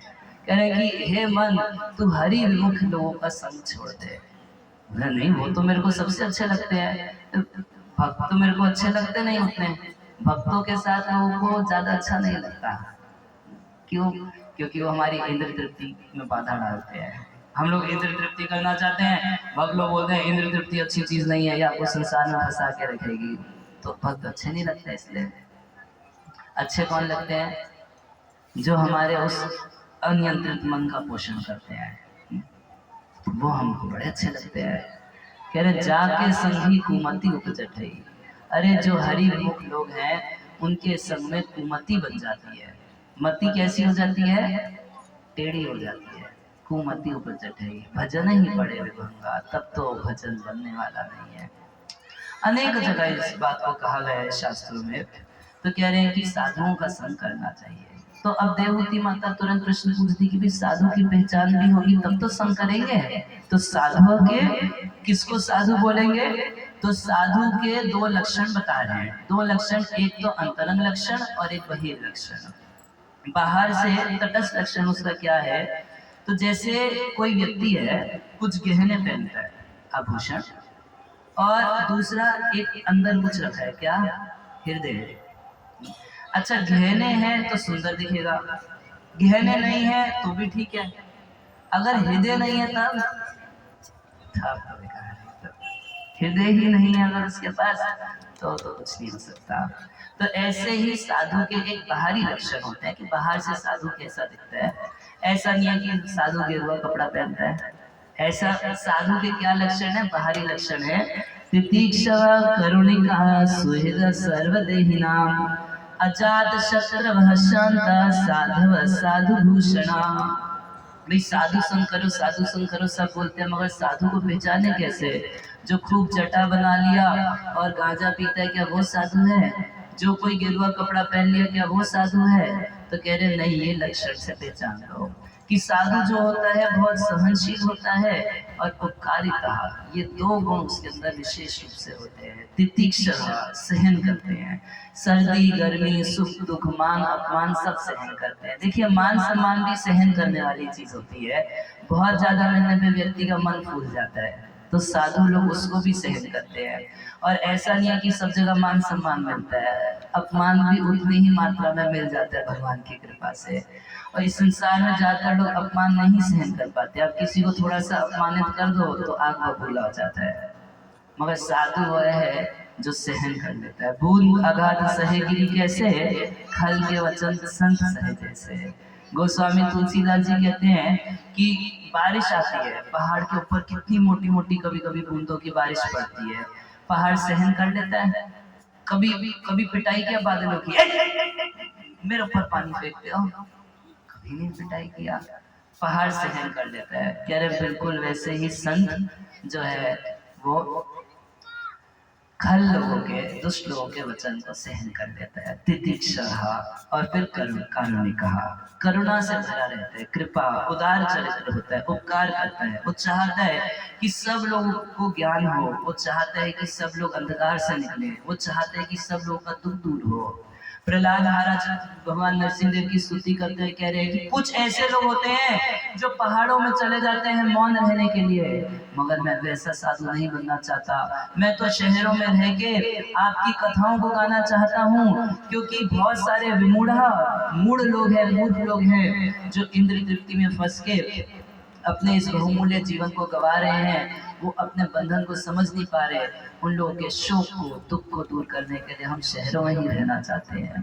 तो भक्त के अंदर ये गुण होता है कि वो करुणावान होता है। प्रहलाद महाराज जिनके अपने पिता उनको कितना मारे, उनको जान से मारने की कोशिश की है। जब भगवान नरसिंह देव हिरण्यकशिपु को मार दिए तो उसके बाद प्रहलाद महाराज से पूछे, प्रहलाद मुझसे कुछ वरदान मांगो। तो प्रहलाद बोलते हैं कि आप हमको बढ़िया समझे हैं, मैं आपकी भक्ति आपसे बिजनेस करने के लिए नहीं करता था कि आपसे बाद में कुछ वरदान मांग लूं। तो भगवान बोलने लगे, प्रहलाद देखो प्लीज कुछ मांगो, बिना दिए मुझको संतुष्टि नहीं मिलती, मेरे सुख के लिए कुछ मांगो। तो प्रहलाद महाराज बोले कि भगवान अगर आप मुझको कुछ देना चाहते हैं तो बस ये दे दीजिए कि मेरे मन में कभी कोई भौतिक कामना हो, केवल आपकी सेवा की कामना हो, और कुछ नहीं चाहिए। अच्छा, फिर भगवान की शक्ल देखिए प्रहलाद महाराज कि लगता है कि अभी तक संतुष्ट नहीं हुए, अभी भी इनको कुछ देने की चाह है, दिए बिना संतोष होगा नहीं इनको। और तब तक नजर गई अपने पिता की लाश के ऊपर। तो उनको देख के प्रहलाद महाराज बोलते हैं कि प्रभु मेरे पिता आपके प्रति और आपके भक्त मेरे प्रति बहुत अपराध किए, आप इनके सारे अपराधों को माफ कर दीजिए, बस आपसे ये वरदान चाहते हैं। तो कितनी बड़ी दया की भावना है कि जो पिता मारने की कोशिश कर रहा था उसी पिता के से भगवान के लिए प्रार्थना कर रहे हैं कि आप इसके अपराध क्षमा कर दो। भगवान बोले, प्रहलाद तुम एक बाप की बात करते हो, तुम एक पिता की बात करते हो, अरे जिस कुल में तुम्हारे जैसा एक भी भक्त हो जाता है उसकी 21 पीढ़ी का उसी दिन उद्धार हो जाता है। त्रिसप्तभी पिता पिता पितृ पृथ्वी सहते नघ, त्रिसप्तभी, त्रि यानी 3 और 7, 3 को 7 से गुना करेंगे कितना हुआ? 21। कह रहे हैं कि जिस कुल में तुम्हारे जैसा भगवत भक्त हो जाता है उसकी 21 पीढ़ी का उद्धार तो उसी दिन हो जाता है जिस दिन वो झोली माला लेके भगवान का नाम जप करना शुरू करता है। हरे कृष्णा कृष्णा कृष्णा हरे हरे, हरे राम राम राम हरे हरे। तो तितिक्षव कारुणिकः और सुहृद सर्वदेहि नाम, वो सभी जीवों का सुहृद होता है, केवल मनुष्य का सुहृद नहीं, केवल भारतीयों का सुहृद नहीं, वो हर जीव का सुहृद होता है। इस संसार में हो सकता है कोई व्यक्ति चूहों का सुहृद होता है, बोलता है कि चूहे काटना बंद करो, ऐसे कुछ लोग होते हैं। कुछ मनुष्यों के सुहृद होते हैं, कुछ अपने देशवासियों के सुहृद होते हैं। जैसे जब महात्मा गांधी जी गए थे लंदन तो उनसे पूछा कि आपको यहाँ आके कैसा लग रहा है, तो गांधी जी बोले मैं चाहता हूँ कि मेरे देश में भी सबके पास ऐसी सुख सुविधाएं हों। और जब प्रभुपाद जी गए लंदन तो प्रभुपाद जी से पूछा गया कि स्वामी जी आपको लंदन कैसा लग रहा है, प्रभुपाद जी बोले कुत्ते बिल्ली की सभ्यता लग रही है, मैं यहाँ भगवत गीता देख के इन लोगों का जीवन सुधारना चाहता हूँ। तो साधु जो होता है वो केवल एक देश तक सीमित नहीं होता, साधु जो होता है केवल मनुष्य समाज तक सीमित नहीं होता, साधु तो पशुओं का भी हित करता है। जब श्री चैतन्य महाप्रभु के भक्त लोग प्रति साल जगन्नाथपुरी जाया करते थे बंगाल से मायापुर से, तो शिवानंद सेन जो होते हैं, शिवानंद सेन उस यात्रा का नेतृत्व करते थे। तो एक दिन की बात है, शिवानंद सेन के पास एक कुत्ता भी था, वो कुत्ता भी उनके साथ आ लिया यात्रा में, तो कुत्ते को भी साथ लेके जाने लगे। जब नदी पार करने के लिए नाव पे बैठ रहे थे तो नावी जो था वो कुत्ते को चढ़ाने के लिए मना कर दिया, बोला कुत्ता नहीं चढ़ेगा हमारी नाव पे। तो शिवानंद सेन उसको 10 गुना ज्यादा रकम दिए, बोले कि नहीं ये भी जाना चाहता है जगन्नाथपुरी, इसको भी लेके जाएंगे। 10 गुना ज्यादा रकम देके जब जगन्नाथपुरी उसको लेके गए तो बाकी सब भक्त अभी उतर ही रहे थे नाव से, तब तक एक कुत्ता भगवान चैतन्य महाप्रभु के पास पहुंच गया। महाप्रभु इसको अपना उचित प्रसाद दिया और उसी समय सबके देखते देखते वो कुत्ता चतुर्भुज स्वरूप होकर वैकुंठ धाम चला गया।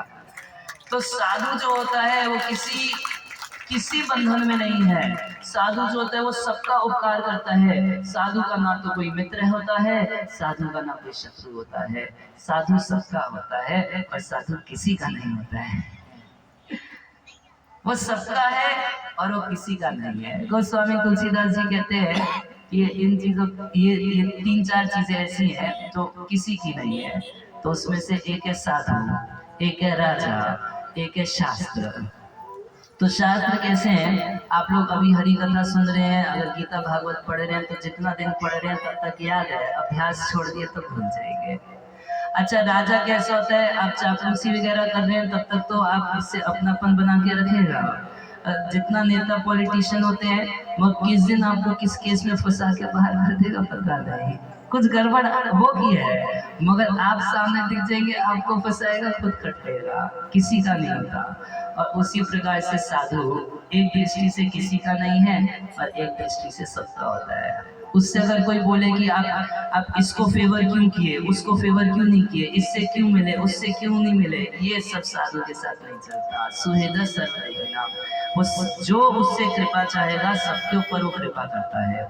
जब युधिष्ठिर महाराज भगवान के धाम जा रहे थे, पांडवगण भगवान के धाम जा रहे थे, तो वहां सप्तऋषि घाट से स्वर्ग की ओर प्रस्थान कर रहे थे। तो तब भी ऐसा ही हुआ था कि एक कुत्ता युधिष्ठिर महाराज की शरण ले लिया। तो युधिष्ठिर महाराज के लिए प्रसिद्ध था कि वो शरणागत वत्सल है। जैसे भगवान शरणागत वत्सल है, वैसे भगवान के भक्त में भी भगवान के गुण आ जाते हैं, वो भी शरणागत वत्सल होते हैं। तो युधिष्ठिर महाराज उस कुत्ते को भी उसी शरीर से स्वर्ग लेके चले गए। ऐसा साधु होता है। तो सुहृद सर्वदेही नाम, और किसी को अपना शत्रु नहीं मानता। अजात शत्रु, अजात यानी जन्म नहीं लिया जिसका शत्रु, उसको अजात शत्रु बोलते हैं।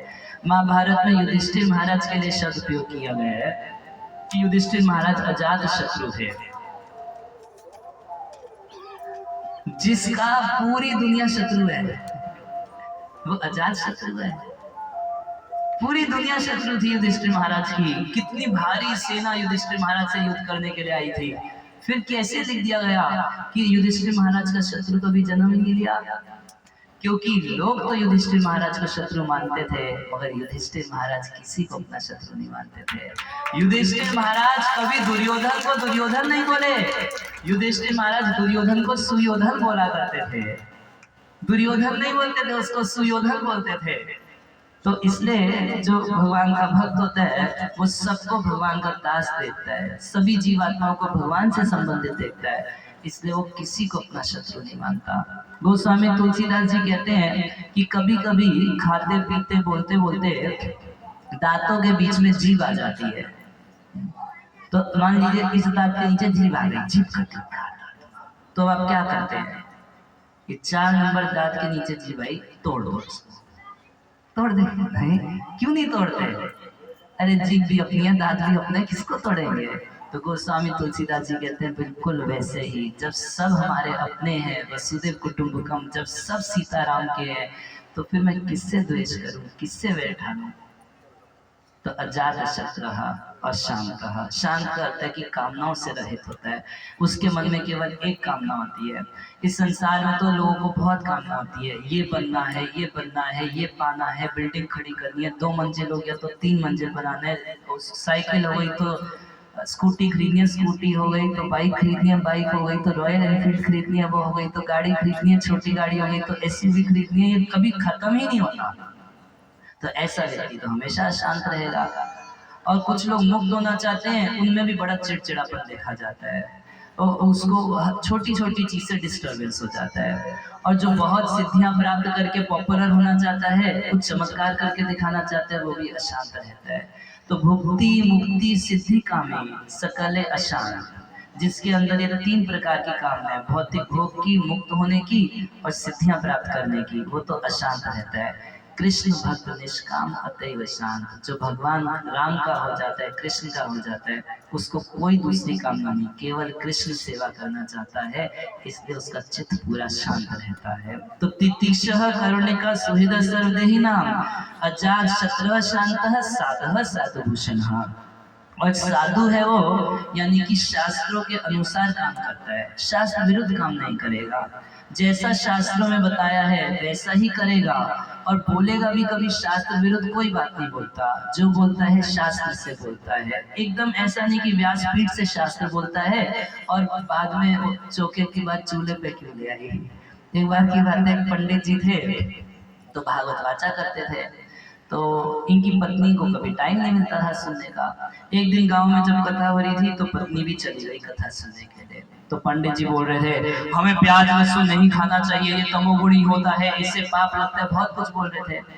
जब घर वापस लौटे कथा के बाद तो पत्नी बोली अरे हम तो इतना दिन से कितना पाप करते थे, हम रोज प्याज लहसुन बनाते थे, तो आज खाने में प्याज लहसुन नहीं डाली। पंडित जी आए, जब खाने लगे बोले इसमें वैसा तमोगुणी स्वाद, और उन लोगों को वही स्वाद लगता है। बोले इसमें तो स्वाद आ नहीं रहा। पूछे क्या हो गया, आज तुम इसमें कुछ डाली नहीं, प्याज लहसुन कम लग रहा है। लेकिन आप भी तो कथा में बोले थे कि प्याज लहसुन तमोगुणी होता है, नहीं खाना चाहिए। अरे तुम चौके के बाद चूल्हे पे क्यों ले गए? अरे वो केवल बोलने की बात होती है, करना नहीं होता। मगर जो रियल में साधु होता है, वो जो बोलता है उसको करता भी है।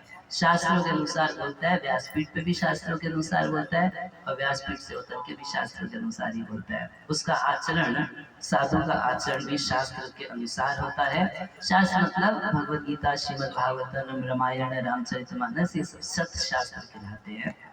इनके अनुसार कह रहे ये साधु का आभूषण होता है। अब एक अंतरंग लक्षण बता रहे हैं, कह रहे हैं इसमें कुछ 19-20 चल जाएगा भाई, आभूषण कुछ कम पहना है तो चल जाएगा, मगर हृदय ठीक होना चाहिए। अगर हृदय ही नहीं है तो कितने आभूषण पहना दीजिए, कोई लेना देना नहीं। तो हृदय क्या होता है साधु का? कह रहे मयि अनन्ये भावेन भक्तिं कुर्वन्ति ये दृढं मत्कृते त्यक्त कर्माणः त्यक्त स्वजन बांधवा। मेरे में अनन्य भावे न अन्य भावे न, केवल वो मेरी ही भक्ति करता है अचल भाव से, और किसी दूसरे की शरण में नहीं रहता।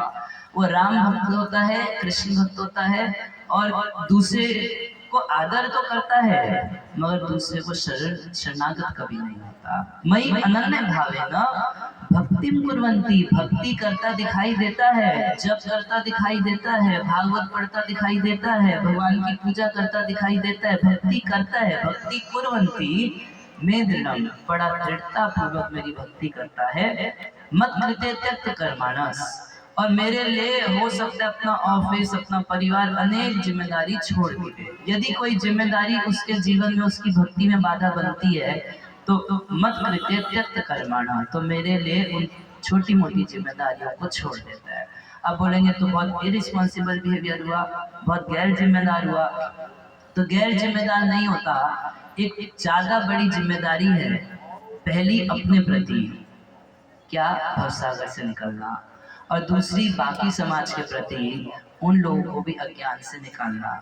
एक बहुत बड़ी जिम्मेदारी निभाने के लिए कुछ छोटी छोटी जिम्मेदारियों को सैक्रिफाइस कर देता है, वो त्याग करता है, मगर वो त्याग उसका खाली नहीं जाता। श्री बृहद भागवतामृत में लिखा गया है कि जो व्यक्ति भगवान श्री हरि के भजन के लिए अपने कुछ पारिवारिक जिम्मेदारियां, कुछ देश के प्रति जिम्मेदारी आदि, इन सब जिम्मेदारियों का त्याग कर देता है, भगवान ने 3 करोड़ ऋषि मुनि नियुक्त किए हैं, वो उसकी जिम्मेदारी पूरी करते हैं। 1-2 नहीं, तुम एक व्यक्ति कितना करोगे? 3 करोड़ लोग भगवान ने पीछे नियुक्त कर रखे हैं कि तुम वहां अपनी भौतिक जिम्मेदारी छोड़ के मुझे शरणागत हो जाओगे, तुम्हारा वो सब काम बिगड़ेगा नहीं, उसको हम संभालेंगे।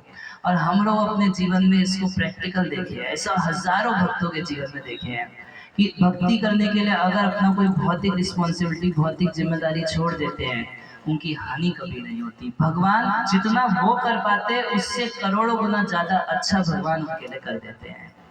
तो मत कृते त्यक्त कर्मणः त्यक्ता स्वजन बांधवा, और इतना ही नहीं, यदि मेरी भक्ति में उसके स्वजन, उसके बंधु जो है वो बाधा बनने लगते हैं तो अपने स्वजनों को भी त्याग देता है, मगर भक्ति का त्याग कभी नहीं करता। तो ऐसा नहीं है कि उसको एक कपड़ा पहनना पड़ेगा, ऐसा नहीं है कि उसको घर बार छोड़ना पड़ेगा, वो कैसे भी रहे, यदि भगवान की भक्ति करता है तो फिर वो साधु माना जाता है। हम लोग क्या है कि केवल बाहरी नेत्रों से बाहरी चीज देखते हैं, तो हम साधु मतलब वो जटाधार, खूब जटा धारण कर ली है और अब कंगी कभी किया नहीं पिछले 20 साल से, बहुत पहुंचा हुआ साधु होगा। हमारी बुद्धि ये होती है, मगर शास्त्रों से देखना चाहिए, इसको शास्त्र चक्षु बोलते हैं। शास्त्रों का चश्मा लगा के देखिए तो बहुत सुंदर भगवान ये परिभाषा बताए। और अच्छा बोले भाई घर भी छोड़ देता है कभी कभी, और अपने कुछ कर्तव्य छोड़ देता है, फिर क्या करता है? वो जाके कुछ गांजा पीता है, क्या करता है?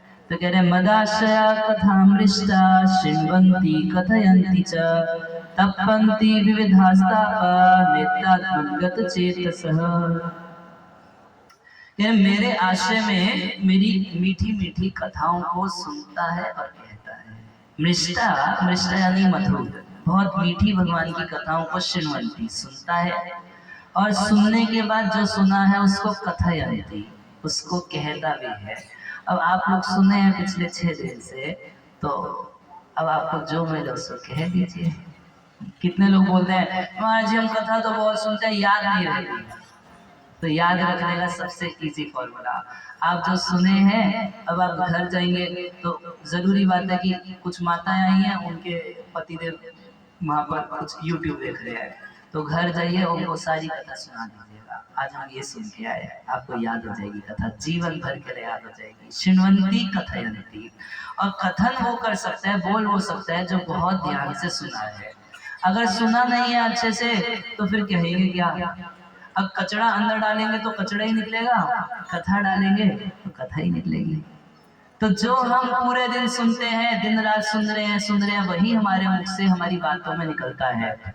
तो प्रभुपाद जी कहते थे कि जो व्यक्ति ठीक से सुना है वो ठीक से बोल भी सकता है, और जो व्यक्ति कभी अपने टीचर से पढ़ाई नहीं किया, सुना नहीं है, तो वो अगर टीचर बन जाए तो टीचर नहीं, उसको चीटर बोलेंगे। हमारे गुरु महाराज कहते हैं कोई वक्ता यदि अच्छा श्रोता नहीं है, अगर अच्छे से सुना नहीं है, वक्ता बन जाए तो वक्ता वक्ता नहीं है, वो वक्ता बकता है। बकबक कर रहा है केवल, क्यों? अच्छे से सुना नहीं।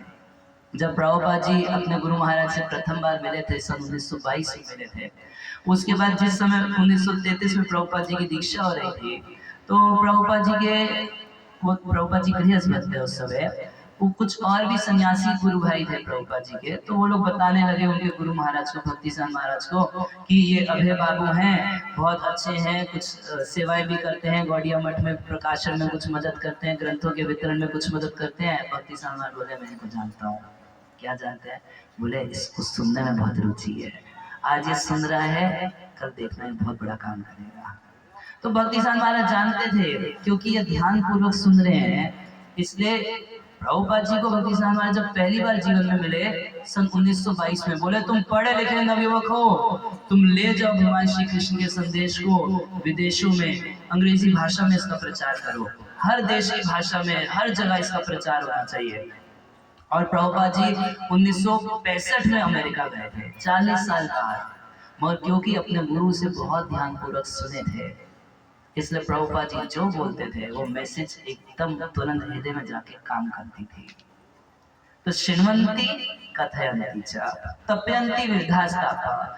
मेरी सेवा में, मेरे प्रचार के कार्य में विविध प्रकार के कष्ट भोगता है, कष्ट उठाता है, नेता नगत चेतसा, और इस तरीके से अपने चित्त को हमेशा मुझ में लगा के रखता है। तब देवहूति माता को साधु के लक्षण बता के तुमको क्या करना है वो बता रहे हैं। एते साधव साध्वी सर्वसंग विवर्जिता, संगतेश अथते प्रार्थ्यम संग दोष हराहिते। यानी कि एते साधव साध्वी, ऐसे साधुओं के संग की इच्छा करनी चाहिए, ऐसे साधुओं के संग के लिए भगवान से प्रार्थना करनी चाहिए। ममोत्तम श्लोका जनेषु सख्यम संसार चक्रे भ्रमते स्वकर्मभिः। ये वृत्रासुर प्रार्थना कर रहे हैं, कह रहे हैं कि हे प्रभु मुझको अगर आप कुछ देना चाहें तो आप मुझको ये वरदान दीजिए कि मेरी आपके भक्तों से मित्रता हो जाए। चाहे संसार में अपने कर्मों के कारण मैं कुछ भी बनूं, कुत्ता बिल्ली सूअर गधा कीड़ा, कुछ शरीर मुझको मिले मेरे कर्मों के कारण, उसकी चिंता नहीं है, मगर आप हर जगह में मुझको अपने भक्तों का संग दे दीजिएगा। ध्रुव महाराज को भगवान वरदान दिए, तो ध्रुव महाराज भगवान से प्रार्थना, देखिए भगवान से मांग रहे क्या? भगवान से मांग रहे हैं भगवान के भक्तों का संग, कह रहे हैं मुझे आप अपने भक्तों का संग दे दीजिए। हर भक्त ने यही प्रार्थना की है, तो यही भगवान उपदेश दे रहे हैं। तो एक साधव साधी संग सर्व संग विवर्जितः, सभी संगों से आसक्तियों से मुक्त ऐसे साधुओं का संग भगवान से प्रार्थना करो, और मेहनत करके प्रयास करके, कुछ जोड़ लगता होगा ना शरीर को उठा के यहाँ तक लाने में, निश्चित रूप से सबको जोड़ लगता है। मन तो बोलता है अरे रहने दो, क्या भागवत सुननी है, एक बार को मन बोलता है, मगर उसके बाद भी कह रहे कि प्रयास पूर्वक साधुओं के संग में बार बार अपने को रखना चाहिए, इसके लिए प्रयास करना चाहिए। जैसे एक पागलपन हो जाता है ना किसी शराबी को, या आप में से बहुत सारे लोगों को चाय के लिए पागलपन है, अरे महाराज जी चाय नहीं पियेंगे तो सर दर्द हो जाएगा, मैं पागल हो जाऊंगा चाय नहीं पीऊंगा तो, मैं पागल हो जाऊंगा शराब नहीं पीऊंगा तो। जब ऐसा ही पागल साधु संग के लिए हो जाए कि अगर मैं साधु संग में नहीं जाऊंगा तो मैं पागल हो जाऊंगा, तब समझ लीजिए कि आप मुक्त हो गए। हरे कृष्णा कृष्णा कृष्णा हरे हरे, हरे राम राम राम हरे हरे। इसलिए सबसे प्रथम चीज क्या है भक्ति करने के लिए? भगवान के भक्तों का संग। और ऐसा संग क्या करता है? संग दोष हरा ही दे। जितना हमें भौतिक आसक्ति, भौतिक विचारों का अटैचमेंट है, सारा अटैचमेंट साधु अपने वचनों से तोड़ देता है। सारा अटैचमेंट छूट जाता है साधु के वचन से। तो बहुत ही सुंदर श्लोक जिसकी हम आवृत्ति किए थे, उसको कह रहे हैं 10 ही मिनट बचा है। हालांकि ये श्लोक अपने अपना 3 घंटे का टॉपिक है, मगर टाइम बहुत कम है। सतां प्रसंगान् मम वीर्य संविदो भवन्ति हृत्कार्ण रसायना तथा तज्जोषणादश्वपवार्धवर्त्मनि श्रद्धारतिर्भक्तिरनुक्रमिष्यति। कह रहे ऐसे सताम भक्तों के संग में। कोई पूछे कि भक्तों के संग में क्या होता है, तो कह रहे भक्तों के संग में मेरी कथाओं का प्रसंग होता है। भगवान राम शबरी को उपदेश देते बोले, प्रथम भक्ति संतंकर संगा, दूसरी रति मम कथा प्रसंगा। वही साधु के संग में जाके क्या करें? हंसी मजाक करें, क्या करें? बोले नहीं, उनके साथ बैठ के मेरी कथाओं का प्रसंग होना चाहिए। सताम प्रसंग, प्रसंग बोलते हैं कि कुछ चाह पूर्वक संग करना, उनका सुख विधान करना, उनकी प्रीति विधान करना। जब जब साधुओं की सेवा की जाती है और वो खुश होते हैं तो उनके हृदय में दया होती है, और दया जब होती है तब वो फिर ज्ञान देते हैं। तो सताम प्रसंगम, और ऐसे संतों के संग में मम वीर्य संविद हो। मम मतलब भगवान कहते हैं मेरा, किसी निराकार का नहीं। निराकार का तो कोई वीर्य है ही नहीं, निराकार का कोई पराक्रम है ही नहीं, निराकार के अंदर तो कोई गुण है ही नहीं। अब उसकी क्या कथा होगी? वहां तो सब कुछ माया है, ब्रह्म सत्य जगत मिथ्या। लोग ऐसे बोलते हैं, भाई ब्रह्म तो सत्य है और जगत सारा मिथ्या है, तो इसका मतलब बोलने वाला भी मिथ्या है, हम लोग सुनने वाले भी मिथ्या है, तो फिर हम तुम्हारी बात क्यों सुने? मिथ्या नहीं है मगर टेम्पररी है। इसको असत्य बोला जाता है क्योंकि ये क्षणभंगुर है, मगर है। ऐसा थोड़ी ना कि आप लोग यहाँ बैठे नहीं है, आप लोग बैठे हैं ना, मैं भी यहाँ बैठा, कोई नहीं बैठा, पंडाल पूरा खाली। अरे पंडाल ही नहीं है,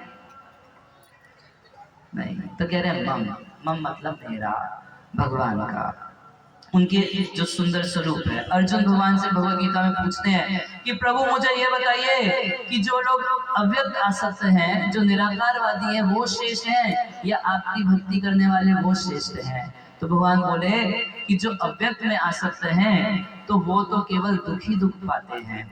क्लेश अधिकरस तेषाम अव्यक्त आसक्त चेतसाम। जो लोग निराकार निराकार करते रहते हैं, निरंजन, तो ये सारे के सारे क्या है? क्लेश अधिकरस तेषाम, इनको क्लेश ही ज्यादा मिलता है और इनकी गति भी दुखमय होती है। और दूसरी ओर जो मेरे भक्त हैं, जो मेरे श्रवण कीर्तन मेरी भक्ति में लगे रहते हैं, तो उन लोगों को तो मैं मृत्यु संसार सागर, इस मृत्यु संसार से मैं उनको उबार के अपने धाम लेके चला जाता हूँ। उनको कुछ नहीं करना, कुछ नहीं मतलब वो भक्ति करते हैं। इस संसार में बहुत बड़ा अपवाद है कि कुछ नहीं करना पड़ता, मतलब वो भक्ति करते हैं, वो अपने चित्त को मुझ में लगा के रखते हैं, वो आनंद में रहते हैं, वो नाचते गाते रहते हैं और मैं उनको उद्धार कर देता हूँ। तो मम मेरा, और क्या? वीर्य संविद, मेरी वीरता का, मेरे ऐश्वर्य का, मेरे माधुर्य का, मेरी बल का, मेरी पवित्रता का, इस सब टॉपिक्स के ऊपर कथा होती है, बहुत मधुर लगती है। भगवान के तो एक एक गुण ऐसे अद्भुत हैं कि कहने लगे तो किसी के चित्त को आकर्षित कर लेते हैं। श्रील सुखदेव गोस्वामी एकदम निवृत्ति रखते हैं और जैसे ही जन्म लिए तो पूरा विरक्त होकर चले गए। किसी शब्द रूप रस गंध किसी से कोई लेना देना नहीं। तो व्यासदेव बहुत तपस्या करके सुखदेव गोस्वामी को पाए थे। तो व्यासदेव अपने गांव के कुछ छोटे छोटे बच्चों को भागवत के कुछ श्लोक याद करा दिए। अब बच्चों को कुछ याद करा दीजिए, जहां तहां बोलते रहेंगे। तो वो बच्चे जहां तहां बोलते जा रहे थे तो तब तक सुखदेव गोस्वामी के कान में 2 श्लोक पड़ गए। एक श्लोक में भगवान की दया का वर्णन था कि किस प्रकार से एक पूतना नाम की राक्षसी थी और वो अपने स्तनों के ऊपर हलाहल विष लगा के आई थी कृष्ण को मारने के लिए। और जैसे ही नंद भवन में घुस रही थी, प्रवेश कर रही थी, सबसे पहले नंद भवन में गई थी और रूप राक्षसी तो थी मगर अपना रूप एकदम गोपी जैसा सुंदर रूप धारण करके चली गई थी और ऐसी ममता दिखा रही थी कृष्ण के प्रति, हाय मेरा लाला, हाय मेरा बेटा, कितना सुंदर बालक है, कि यशोदा माता कंफ्यूज हो गई कि इतना प्यार तो हम भी कन्हैया से नहीं करते जितना ये कर रही है। सीधा भगवान को उठाई, गोद में ले ली, हाय मेरा लाला, हाय मेरा, एकदम नाटक प्रेम दिखा रही है भगवान को। और जैसे ही अपना स्तन भगवान के मुंह में दी तो भगवान उसका दूध पीने लगे। अब भगवान दूध पीने लगे, वो तो हलाहल विष लगा के आई थी, तो अब भगवान जैसे उसका स्तन चूसने लगे तो चूसते चूसते उसके प्राणों को भी चूसने लगे। अब तो एकदम कष्ट हो रहा है, अरे छोड़ दे, मुंझ दे, अलमैती, अरे छोड़, बहुत हुआ। मगर कृष्ण तो जिसको पकड़ लेते हैं उसको छोड़ना जानते नहीं है, बोले छोड़ना तो हम सीखे नहीं। तो ऐसा भगवान उसका दूध पिए कि उसके प्राणों को भी पी लिए। मगर वो पूतना जब मरने लगी तो वो पूतना इतनी बड़ी हो गई, अपने ओरिजिनल फॉर्म में हो गई, 18 किलोमीटर लंबा राक्षसी का शरीर हो गया। अब भगवान उसको एक कंस के बगीचे में जाके लैंड कर दिए और वो जो पूतना थी उसको भारी दृष्टि से तो भगवान मार दिए, मगर उस पूतना को भगवान ये नहीं देखे कि मुझको मारने के लिए आई थी, भगवान बस इतना देखे कि माँ बन के आई थी, मुझको दूध पिलाने की इच्छा से आई थी। सिर्फ गुण देखे, दोष पे कोई नजर नहीं। अरे वो मारने के लिए आई थी, जहर लगा के आई थी, भगवान केवल ये देखे कि माँ बन के आई थी। अपने नित्य गोलोक धाम में उसको धात्री गति दे दिए, माँ जैसी गति देके परमानेंटली वहां पर रख दिए। तो ऐसे दयालु, कम्बा दयालु शरणम रजाम, इतना दयालु कोई व्यक्ति मिलेगा? आपके घर में कोई आपका मर्डर करने के लिए आए और आप बोलो भाई मेरा एक घर खाली पड़ा है, तुम उसमें आराम से रह जाओ, कोई नहीं बोलेगा। मगर भगवान का मर्डर करने के लिए जो पूतना आई, उस पूतना को भगवान अपने धाम में यशोदा माता जैसा स्थान दे दिए, अपनी माँ जैसा धात्री गति देके उसको रख लिए। कम्बा दयालु शरणम रजम, हम ऐसा दयालु क्या कोई मिलेगा पूरे विश्व ब्रह्मांड में भगवान जैसा?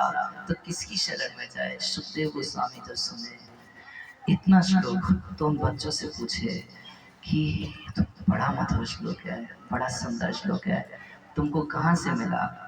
तो बोले कि आप ये 2 श्लोक के ऊपर मर रहे हैं, हमारे गुरु जी के पास ऐसे 18,000 श्लोक है। अच्छा, कौन है तुम्हारे गुरु? तो बोले व्यास देव। अरे पिताजी, वो तो मुझे कुछ पढ़ाना चाहते थे, कुछ सिखाना चाहते थे, मुझे भागवत पढ़ाने लगे थे, तब तक मैं निकल गया, सन्यासी हो गया, पढ़ के नहीं दिया। तब सुखदेव गोस्वामी भगवान के उस दया के गुण से, उनकी कृपा के गुण से, उनके सौंदर्य के गुण से आकर्षित होके वापिस व्यासदेव के पास आए और इतना मोटा 18,000 श्लोक के इस ग्रंथ का अध्ययन किए।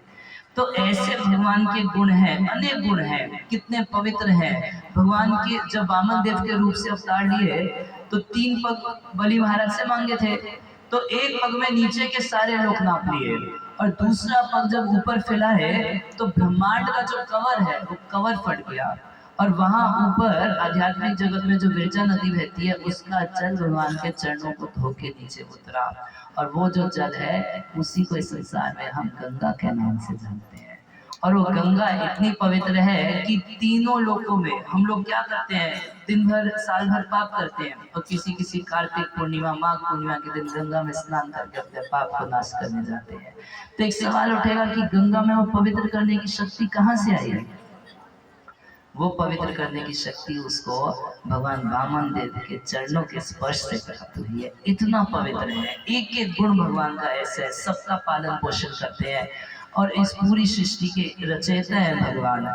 इन सारे गुणों को जब कोई व्यक्ति सुनता है तो भवंती हितकर्ण रसायना कथा, ये हृदय को और कान को एकदम रसायन जैसा लगता है। रसायन का 2 अर्थ होता है, एक तो मीठा मीठा पेय पदार्थ है।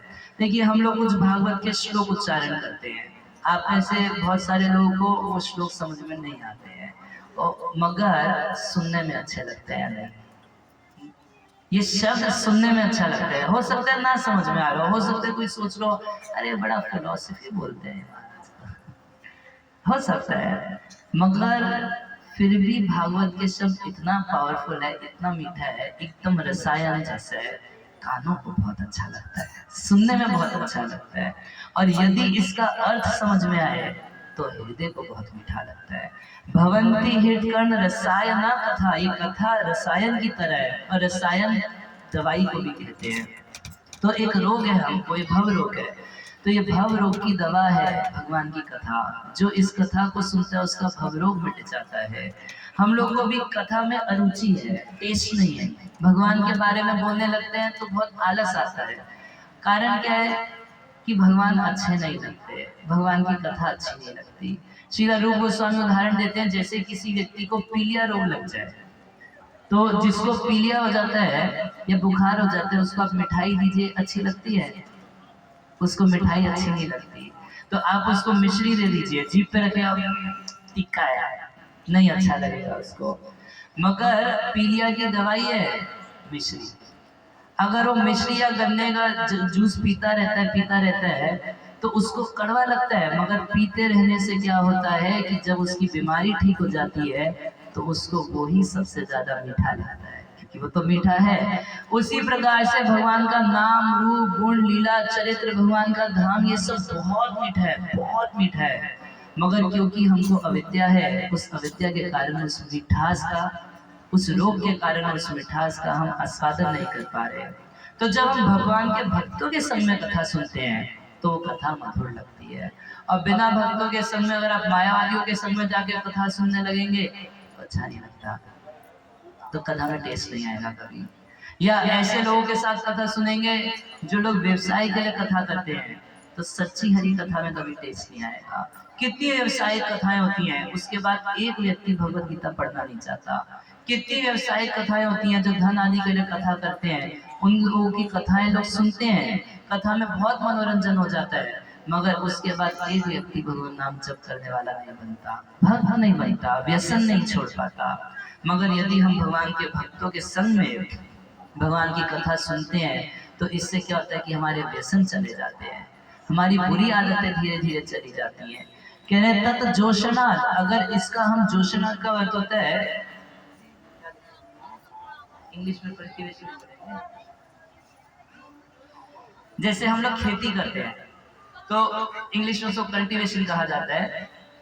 जैसे हम खेती करते हैं तो हम बीज बोते हैं, बीज बो के छोड़ देते हैं नहीं, उसमें पानी डालते हैं, पानी डालते हैं, उसको रक्षा भी करते हैं, कीड़ों से, बहुत चीजों से उसकी रक्षा करते हैं, तो धीरे धीरे हमारा पौधा बढ़ने लगता है। उसी प्रकार से गुरु कृष्ण प्रसादे पाए भक्ति लता बीज, उसी प्रकार से गुरु की कृपा से और कृष्ण की कृपा से ये भक्ति का बीज एक व्यक्ति को प्राप्त होता है।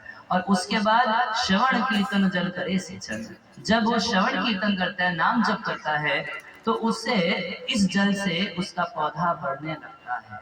और बढ़ते बढ़ते बढ़ते बढ़ते पौधा कहाँ जाता है? ये पौधा गोलोक धाम में भगवान श्री कृष्ण के चरण कमलों को प्राप्त करके तभी मानता है। तो उसके लिए करना क्या है? इसको जल देते रहना है। कैसा जल देना है? भगवान के बारे में सुनना, भगवान के बारे में गाना, भगवान का नाम जप करना, भगवान की सेवा। अगर व्यक्ति रोज रोज कुछ करेगा, भाई किसी 7 दिन दिए उसके बाद छोड़ दिए, ऐसे नहीं। यदि रोज रोज करता है तो अपवर्ग वर्तमनी, तो भगवान के धाम जाने का रास्ता क्लियर हो जाता है, मगर एक दिन में धाम नहीं पहुंचेंगे। कह रहे कि अनुक्रमश्यति, श्रद्धा रति भक्ति अनुक्रमश्यति। पहले एक श्रद्धा उत्पन्न होती है कि ये तो बहुत अच्छा है, कृष्ण भक्ति तो बड़ी अच्छी है, इसको बोलते हैं श्रद्धा। जैसे आप लोग के अंदर कुछ श्रद्धा है तो आज आप सुनने के लिए आए हैं। श्रद्धा के बाद क्या होता है? श्रद्धा के बाद जब भगवान किसी जीव के हृदय में श्रद्धा देखते हैं तो उसको साधु संग देते हैं। जब साधु संग में आता है तो उसको ज्ञान होता है, तो वो भजन क्रिया शुरू करता है।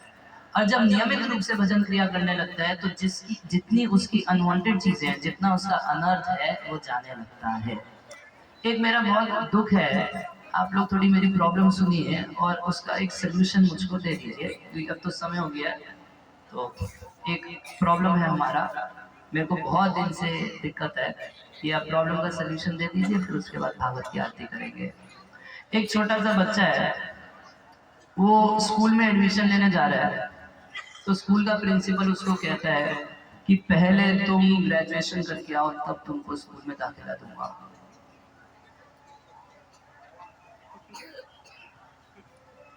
क्या करेगा? एक मरीज है बेचारा, उसको बहुत बड़ी बीमारी लगी है। वो डॉक्टर के पास जाता है, डॉक्टर उसको बोलता है कि पहले तुम ठीक हो जाओ तब मैं तुमको दवाई दूंगा।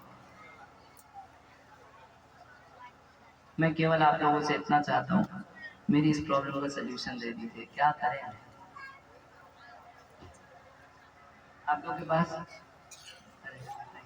इधर माताओं के पास कोई सलूशन है? इधर सब बड़े बड़े प्रबुद्धि लोग हैं, आप लोग तो उम्र में हमसे बहुत बड़े हैं, थोड़ा सा बताइए ना। एक छोटा बच्चा है, स्कूल जाता है, वो बोलता है कि मैं स्कूल में पढ़ाई करना चाहता हूँ। उसका प्रिंसिपल बोलता है कि पहले तुम ग्रेजुएशन करके आओ, कॉलेज पूरा करके आओ, तब तुमको स्कूल में एडमिशन दूंगा। एक मरीज डॉक्टर के पास जा रहे हैं, डॉक्टर उसको बोल रहे हैं पहले ठीक हो जा भाई तब तेरे को दवाई दूंगा। मैं क्या बताऊं उन लोगों को? आप में से कोई प्लीज कुछ बताइए।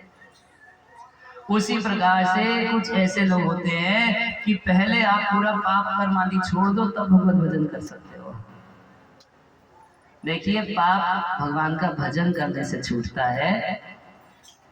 ऐसा नहीं है कि पहले आप सब कुछ छोड़ दोगे तभी भजन कर सकते हो।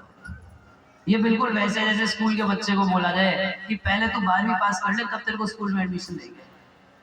रोगी को बोला जाए पहले तो अपना रोग ठीक कर ले तब डॉक्टर के पास। अरे तो डॉक्टर के पास जाऊंगा क्यों? तो हम लोग भजन गाते हैं, रघुपति राघव राजा राम, आगे पतित पावन सीताराम।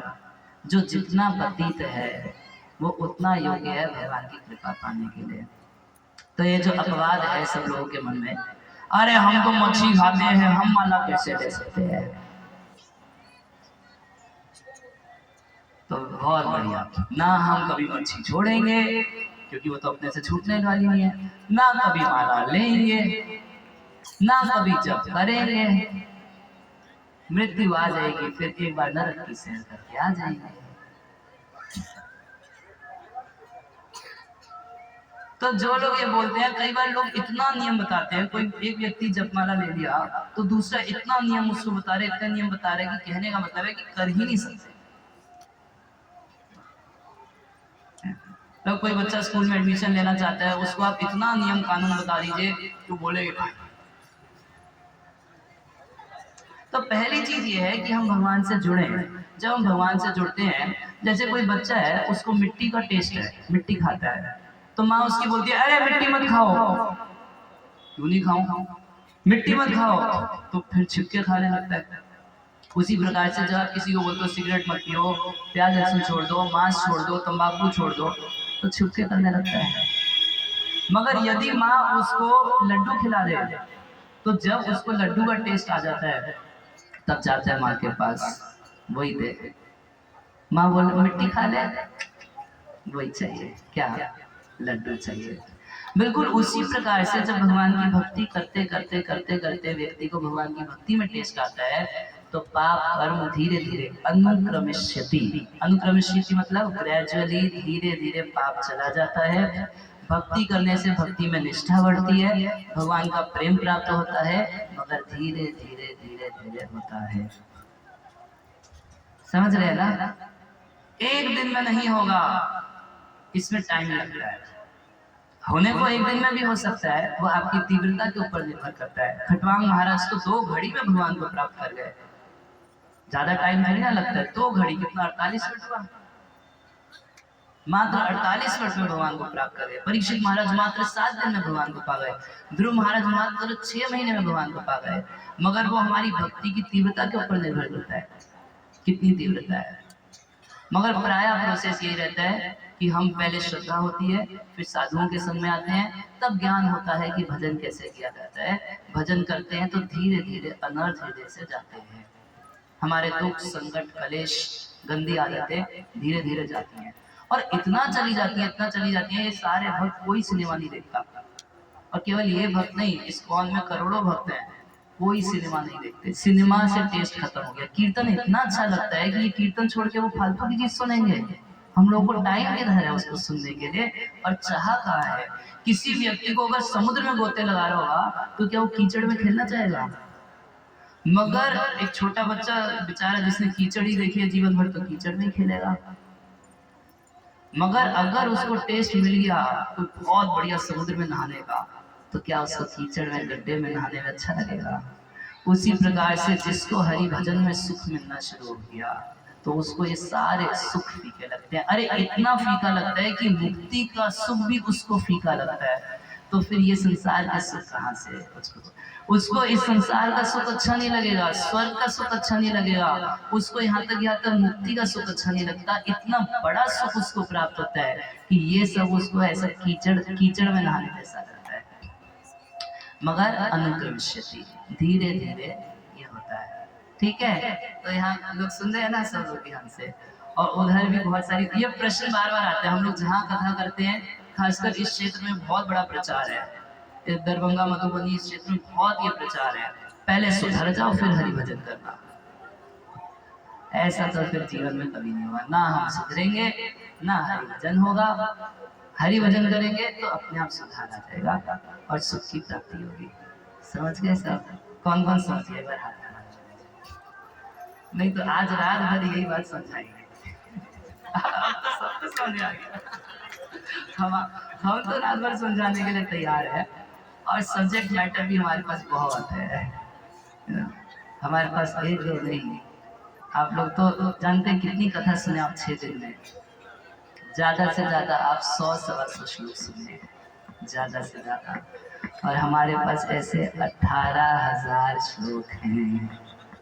तो कथा तो अभी बहुत बाकी है, मगर आप लोगों का टाइम हो गया है तो आज यहीं पर विराम देंगे। कल यहाँ पर कथा का अंतिम दिवस रहेगा, तो कथा हम लोग काफ़ी समय से शुरू करेंगे। जिन लोगों का कुछ जिज्ञासा हो, कुछ प्रश्न हो, तो आज अंतिम दिन है, आप लोग कुछ कागज़ पे लिख के हमको दे दीजिए। कल सुबह में भी हम लोग बैठेंगे, जिन लोगों को कुछ प्रश्न हो तो सुबह में हम पूछ सकते हैं, और शाम को भी 15 मिनट क्वेश्चन आंसर के लिए दिए जाएंगे। जो लोग जपमाला लेना चाहते हैं जपमाला ले लीजिए, जो लोग ग्रंथ लेना चाहते हैं वो ग्रंथ ले लीजिए। कल समय से कथा में आइएगा। कथा बहुत थोड़ी देर होगी कल, क्योंकि कुछ आप लोगों को सिनेमा भी दिखाएंगे। कल यहाँ पर्दे पर आप लोगों को 2 ऐसा सिनेमा दिखाएंगे जिसके बाद बाकी सब सिनेमा भूल जाएंगे। तो सब देखना चाहते हैं कुछ सिनेमा? कौन कौन देखना चाहते हैं?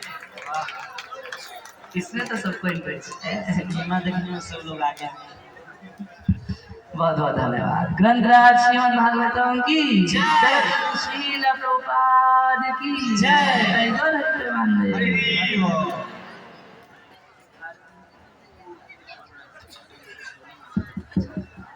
हरे कृष्णा। अभी बैठिए। तो बहुत सुंदर महाराज जी हम लोगों को शिक्षा प्राप्त करा रहे हैं। मात्र आज समापन क्लियर हो गया, और कल कुछ बच रहा थोड़ा सा, तो इसका भी लाभ लीजिए।